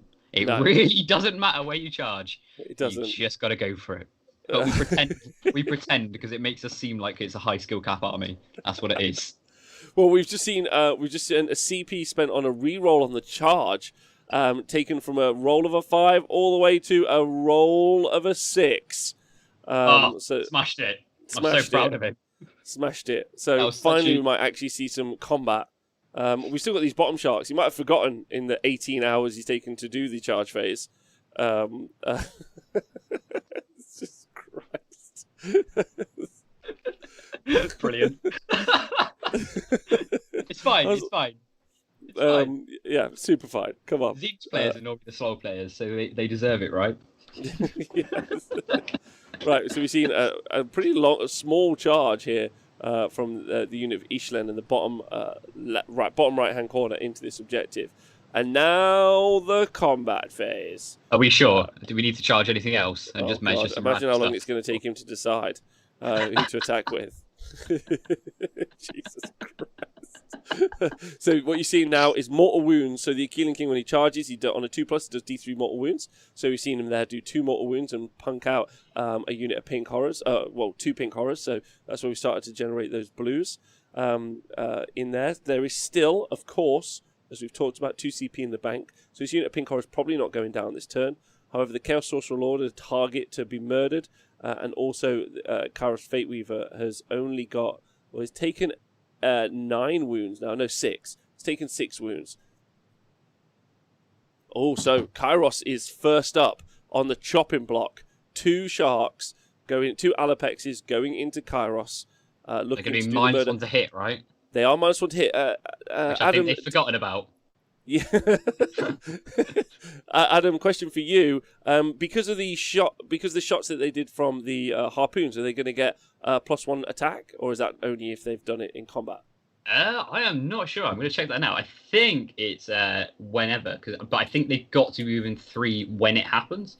Oh no, so yeah. So when they go into that Kairos, because he's taking a wound, they are going to be getting that +1 attack, which also means because when the Kairos is gone.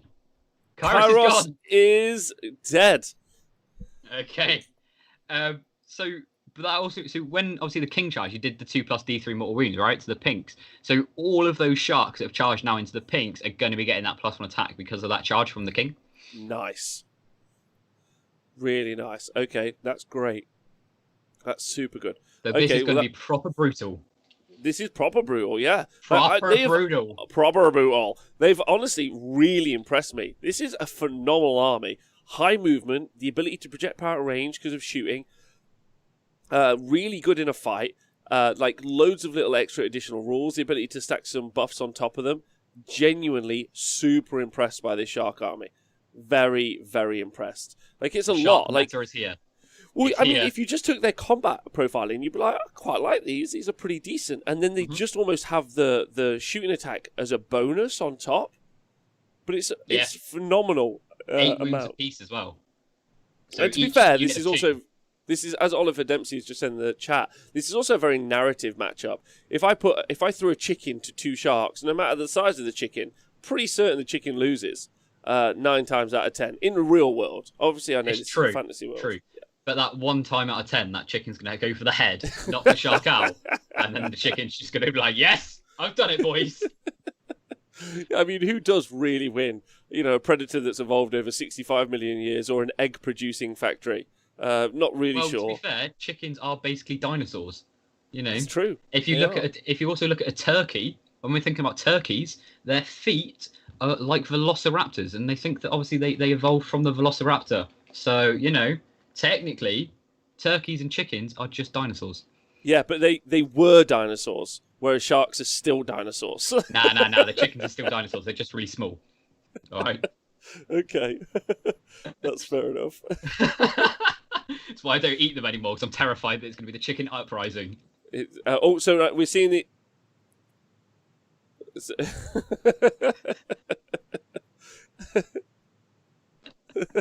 Yeah, we are. Yeah, It's not nonsense. It's facts. It's facts. Right, so we're still seeing some more attacks coming in from the other sharks here. The Alapexes are piling in and attacking, taking this out. The chat really into this. To be fair, if you've ever seen a turkey gang, can you see that? You can see the heritage. We've got it from sharks to why turkeys are dinosaurs. Brilliant, cool.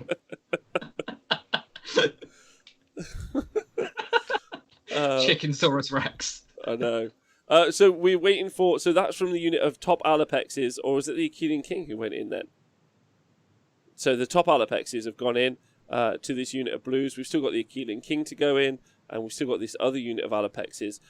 Still loads of wounds in this unit as well to go through. So it looks like they're not going to worry that battle shot test as long as those characters are within 6, which they clearly are. They're super safe. Yeah, and 2 1s in the Destiny dice as well, so they can auto pass it. They don't have any characters to do anything super useful though, so they're not going to be able to hold back. It's really about holding on to this objective and then also claiming that top objective, right? Like sometime soon. All right, so while we're waiting to see how this combat resolves, if it ever does resolve, like God knows, we're going to go over and find out what's happening at the rest of the event.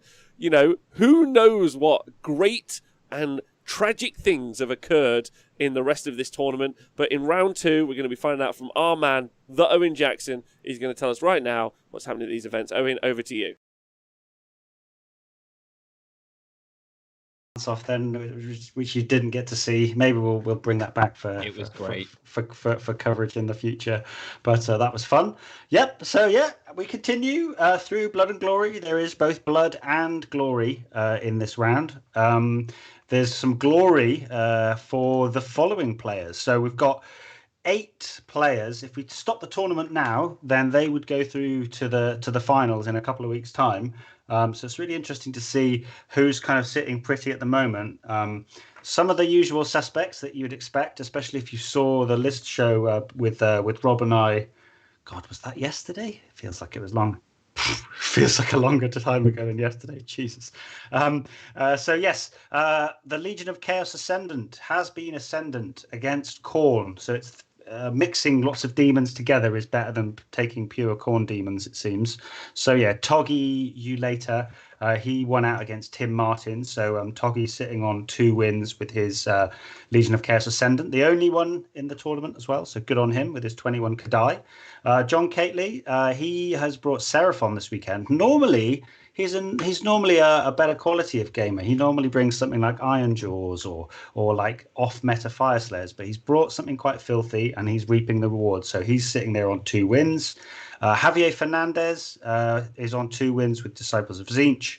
And then we have another Tzeentch player in Max Eve. Daughters of Cain, Stefan, as I mentioned earlier, he got his win. Another Tzeentch. Now, there's a player in the tournament called the Sword of Japan, and I've realised through the medium of talking to the player that it's Stuart Ironguts. He's left the Ironguts at home, and he's brought Tzeentch Archaon, and he's only dropped 2 points so far. So, Secret Stuart, little ninja that he is, Sneaky Stuart, the Sword of Japan himself, he faced off against Colonel Cabbage with the Sons of Behemat and got a 19-1 win. And then there was a big win up on table 2. Alex Tubb with a really MSU. He's not got many models, but he managed to win out against the Fire Slayers, often seen as a really hard counter to Deepkin, just because nothing fights as good as Ginger Muscle Babies. So that's amazing. I think that it was a really clutch priority roll that went Alex's way, and he pushed it home, and he's yet to drop a point. But I do think the story of the round is Marcus. Now, I actually think it's Marcus who chips in on the Honest Wargamer quite a bit. But yeah, he's brought his Living City, and he's got another win. That is, he beat out against Simon Fuglesang, which was a big win for him. He's only dropped a few points so far. So yeah, 2-0 with Living City there. I think that's kind of it, really. I've had a player drop out, which is always nice. Yeah, I believe it's French Marcus. Not that I would want to pigeonhole him in that way, but he's a great chap and he's got a great list with some Fulminators and some Sisters of the Watch, the usual sort of hot mess of city stuff. But yeah, he's pulled a solid win out of the bag there and is currently sitting in 5th place. So yes. And also Math Mallow. We all want to know about our tree bros. So against Laurie, Hug It Wild, probably the best Sylvaneth player in the UK, and he's managed to get a dead draw. So yeah, he's doing a great job there, Matt. I'm not sure if the draw is going to be enough to get him into the finals, but maybe if he goes 20-0 in his last game. But still, he's proving that this weird data stuff that we keep talking about, A, it doesn't exist, and B, it's all fucking wrong because we don't know what we're talking about. So it's a weird world we live in, right? So yes, Matt is proving the doubters wrong and having a great time with his 12 Kurnoth Hunters. So yeah, I think we've got like 15 minutes left in the round. So I better stop bollocking on the internet and go back to being a TO. So I'm going to pass you back to the boys in the booth. There's probably not going to be much left on the table, but to take you through the final stages of round 2, here are Adam, I love you too, and Rob, much love to you. So, welcome back. Yes, welcome to a table that does not produce data. It's me and Adam, and we are taking you through this sweet match between Idoneth Deepkin and Tzeentch. I know you're asking yourself, Rob, where are the Tzeentch? Great question. They're dead. They're pretty dead. There's not many of them left in this Sleeping match. with the fishies. They are sleeping with the meat fishies, is what they're doing. And as you can see here, the combat phase that we just left a moment ago, we're down to Brimstone Horror. So we're doing pretty well here. We are waiting for the priority roll into turn 5. Is that right, Table Boss?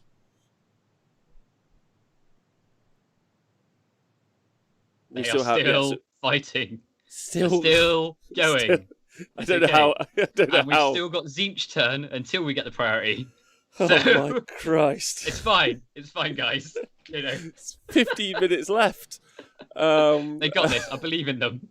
I don't believe in them at all. It's all right. We'll only take an hour for the next charges. It's fine. Oh my God. Right, yeah. So there's no data to show us how long the charges took, so it's okay. No data. Right. I mean, are we getting no data T-shirts? Is the real question. We have to get the Owen fans T-shirts first. Okay. Owen fans and then no data. Okay, Right, I'll get all of those priority. T-shirts. I'll get all those T-shirts made. Don't worry, that's my next priority. When you say you, do you mean Scribbo? I mean someone. Listen, right, cool. don't rag on me. I got people that do people things. I got people. I know things. I'm doing 8 jobs now. What do you want me to do? A 9th job? This doesn't work. Yeah. Anyway, I tell you what, there's no data on how you could be this slow. Come on, lads. I mean, is this just what's happening now? We're just ragging on how slow that one single charge phase was. It's been going on for 30 minutes. I've been keeping track. I was like, oh, they haven't got long left. This will be quick. Don't worry, you can't hear this. So that's fine from our table boss. Because he's a professional and I'm proud of him. It was a genius comment, though. So, look, if you guys have just joined us, this game's obviously wrapped up. The Idoneth Deepkin have got the win, but at some point in the next, maybe 4.5 months. You know, maybe tomorrow we'll find out. But it's been a great game. In the next 40 minutes, so actually at half past the hour, whatever hour it is now, so in 40 minutes, we will be going to round 3 of this event, which is going to be super exciting. You guys, how come it slowed up so much? No idea why it slowed up so much. But yeah, so there'll be another match. Me and Dan on Supervise will be doing the commentary, so you guys tune in for that. It's going to be super fun. Adam, you've done really well. Super enjoyed doing commentary with you. I'd love to have you back another time. Thanks for doing this. It's been super great. And then, yeah. So we're looking forward to that, to see who will, in fact, take out or get into that top 8. Is going to be an important point as well. We've got all the stats coming from this event on Monday. So obviously this is a match play event, and so we're going to start bringing back some of those stats as well. Okay. So yeah, make sure you tune in for that. We've just had a CP been spent in this turn for the Idoneth, for the horrors to keep them in the game. So that's important. We're just trying to hold on for that minor at this point. Tzeentch's turn now. There they are looking for the play. So into the Tzeentch's turn. Hierophay's not much to do, right? I mean, they've got what? A Bray Shaman left, is that? So he could cast... Oh, no, it's the Chaos Sorcerer left. So Chaos I assume he can Sorcerer's do left. his thing on himself, and that's it. So he's going to be like, I'm going to give myself all the buffs, and I'm going to stand here and die to sharks. And then all he's got to do in the movement phase is move these Screamers, hopefully onto the objective to at least tag it, and then in the next turn, the Ishlan Guard are just going to walk forward and kill them off. But, that's not the point, is it? It's going to be fine. Everything is fine here. It's all good. Yeah, it's gonna be fine. Those 3 Screamers are gonna take over the world. Look at the Chaos Spawn though, still in the fight. We lost this unit of Screamers at the bottom. He's got this. He's super Spawn good. Came out of the warp and he was like, you know what, lads? I'm taking this objective. We're gonna stand here and I'm not gonna look weird. And I'm gonna hold it because at the moment he's actually still holding that objective. So who's the real winner there? He is, and also he's free. Like he's been free. Exactly. He's 5 wounds with a 5-up save. He's got 2d6 attacks. If you roll a double for how many attacks it is, you get +1 to hit and +1 to wound. Oh, which what is a pretty babe. brilliant. So all he's got to do is roll 12. Yeah, then he's going to have 12 okay. attacks, 3s and 3s. Then the Ishlan Guard fail all their attacks. They're dead. It's fine, yeah. That Kel Spawn, he's going to smash it this turn. And that is all I'm rooting for. Oh, apparently the Screamers are not going onto the objective. They're going to go up here. Oh, okay, so the Screamers have ran up towards the Ishlan Guard, and we know how well that charge went last time for them. Yes. So, he is going to tag. So he's going to tag the objective. There we go. Did you? Sorry. Apparently, Tzeentch is playing for the win. That's just from our table boss. Okay. I love him loads. Yeah, and he looks like he'd lose a fight to Rain. But he's going for the win. How's he going to try and win this? He needs to get. If he does this, he's got cheat dice, right? So maybe I he know just what he's cheats doing on the objectives as well. No. So he has 3. He currently owns 3 objectives. Okay. Is the But he's got to situation? get all 4. And again, yeah. So all he has to double do, turn, right? so he has to fly over how many? Are there any of the Ishlan Guard have taken a wound? Is the question. It doesn't look like it. They look like they're unwounded here. And obviously, when we go into turn 5, they're going to be in cover again. So when we go into turn 5, or the whole Deepkin army is going to be cast as in cover again, right? Well, one has 1 wound left, so this is the play he's going for. He's flying over the Ishlan to do a mortal wound, yeah? Then he kills 1, which is fine. That's all he needs to do. He then, in flying over them, also, is this volcanic? Is this volcanic? Oh my god! No. Here we go again. That relates to game 1 if you guys weren't there for that, but it doesn't matter. If the Screamers fly over, they do 1 mortal wound because they'll get to roll a dice each. So 3 dice, any 5-ups will cause a mortal wound. If they do that, they kill an Ishlan Guard. Then all they do is charge into the Vanguard Raptor, and then they kill the Vanguard Raptor. Then the 3 outscore the 2, and then he wins the game. Are we really? I really hope this happens now. All I want is this to happen now. We've been saying that Idoneth Deepkin have won, and then Tzeentch player go, no. Oh, okay, I'm in for this. Let's go. I'm ready.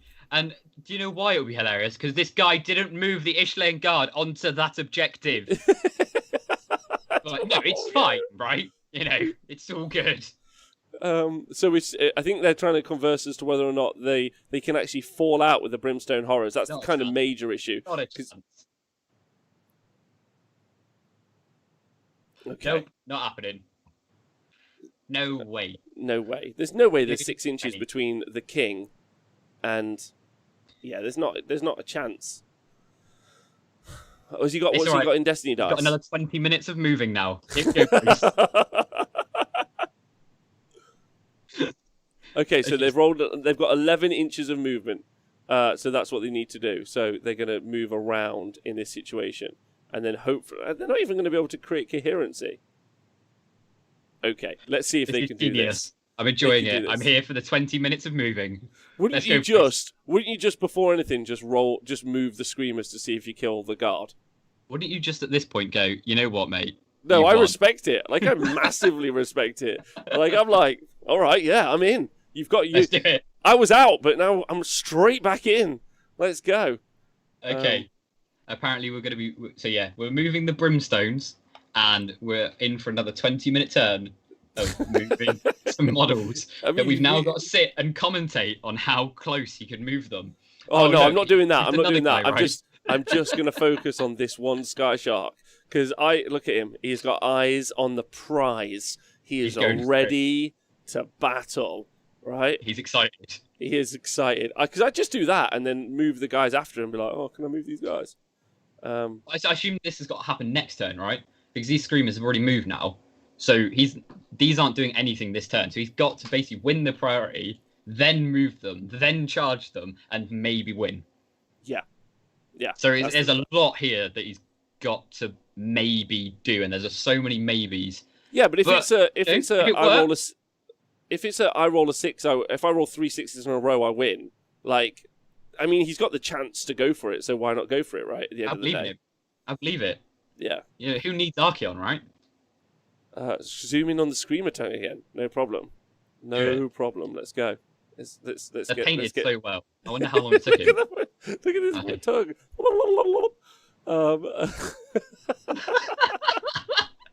He's just got a little tongue there. He's like, hey guys, I'm going to win this whole game on my own. There he is. I mean, they're all a bit weird looking, let's be honest. None of them as bad as Flamers. They all look the worst. Whoa. Flamers are great. I love the Flamer model. It's beautiful. Okay, so they can't get them around the sharks, is what we've worked out. On to the combat phase. Now we're going to work out how to move somewhere else now. Hang on. You don't have to move around the sharks, right? He just has to. Oh no, he does, because he can't go backward. He can't go this way because there's not a gap between here, so he has to go that way. Can't he just he can't get enough bodies to still maintain the objective. I think is the major drama. Yep. Yeah, I think I don't think it was ever happening. And now the thing is, because he can't get out, surely the eels or the sharks and the king are just going to nuke him now, right? Yeah, they're going to just delete that unit. I think is because there's not many wounds left in that unit anyway. Yeah, because he's got, what is it? Let's have a look. 1, 2, 3, 4, 5, 6, 7, 8, 9, 8 blues left. So there's 8 blues, and then 2, 4, 6, 8, 10 brims. Yeah. So there's not a lot left, but it's fine. 10 and 10. I believe in him. He's going to win the turn. The Screamer's going to do their thing, and then he'll win. All right, I'm in for it. The Deepkin are going to die. The Deepkin are out. The Deepkin are not going to die. They're fine. Come on, let's all move our hands around. The shark here. list is terrible, and we need to move back to eels. Is what we're basically learning now. I love the shark list. I'm very tempted by the shark list. You're just going to print some sharks now? No, there's a arch-villain. I've got this beautiful set of weird murlocs with little launchers on top, which is what I'm going to do instead because they look great. Because all of my thralls are really sea beasts, which is super fun. So they look. I'll send you a picture later. I'll put a picture up for everyone. I'm excited. I want to see it. Yeah, it's super fun. Plus, obviously, it's just fish people, so you can just I don't know, spray them blue and just do some dry brushing. You basically painted your army, right? Easy. I have to say, I know what this Tzeentch list is missing. I've worked it out. I've realised the Tzeentch list, the reason they're losing is because they didn't bring a Mutilith Vortex Beast. That's the main reason they didn't do that. If he had a Mutilith Vortex Beast, he would have been absolutely fine. He would have absolutely smashed it, and he'd be in the driving seat right now. But because he didn't bring the Mutilith Vortex Beast, I'm going to say it in full every time, he's going to lose now. So, yeah. All I need to know is what's happening. Matt, where are we? What's happening? Are they doing combats yet? Oh, we're shooting now. We've gone past the move. God. Who's shooting? Okay.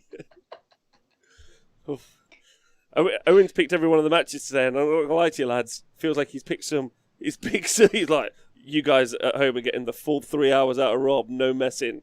I love Owen. Love Owen. Same. He's the best. Same. Right? Although the guys have only got 8 minutes left. Okay. We might get maybe to the combat phase in that time. Potentially. Maybe. It's going to go down to the minor just because they get a timeout. Oh, combat now. Combat now. So this is important. Because if all of the horrors die, there's no hope. No hope for holding that objective. And there so wasn't any hope anyway, but, it's fine. Yeah. It's fine. They got this. Do you know what? Had that unit of Alapexes here not jumped the line to kill Kairos, they would have had a very good exit strategy available here. And I do wonder if, like, with his movement, because he could have maybe got, like, the pink horror line, which originally was in Kairos, even further back.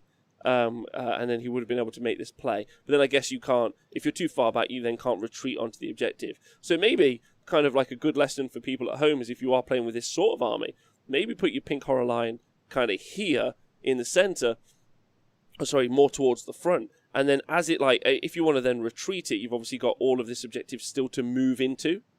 I think that's why people do the rings around the objectives, right?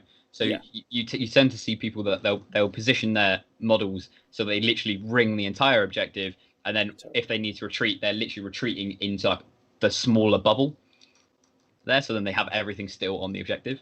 Yeah, and then they just move. They just move in, or they just take the back half off, and then they retreat the front half off, depending on where it is. But I mean, the real lesson here is leave your pink horrors at home. No one likes them. Bring Mucilith Vortex Beasts, not pink horrors. They're arguably the best models in the game right now. They are beautiful as well. I'm excited to get mine painted and never play it. I'm currently painting all the Flamers and a Mucilith Vortex Beast because narrative. There you go. We're all narrative gamers on this show. That's the point of the show. So we are now just waiting for these combats to resolve. There we go. The blues did no damage here, and now we're just going to go into the Flamers in a moment. I think it's going to be interesting. It's fine. Oh, okay, interesting. He's removed the brims here, so that the top two sharks aren't in. He's activated. Did he activate with the king?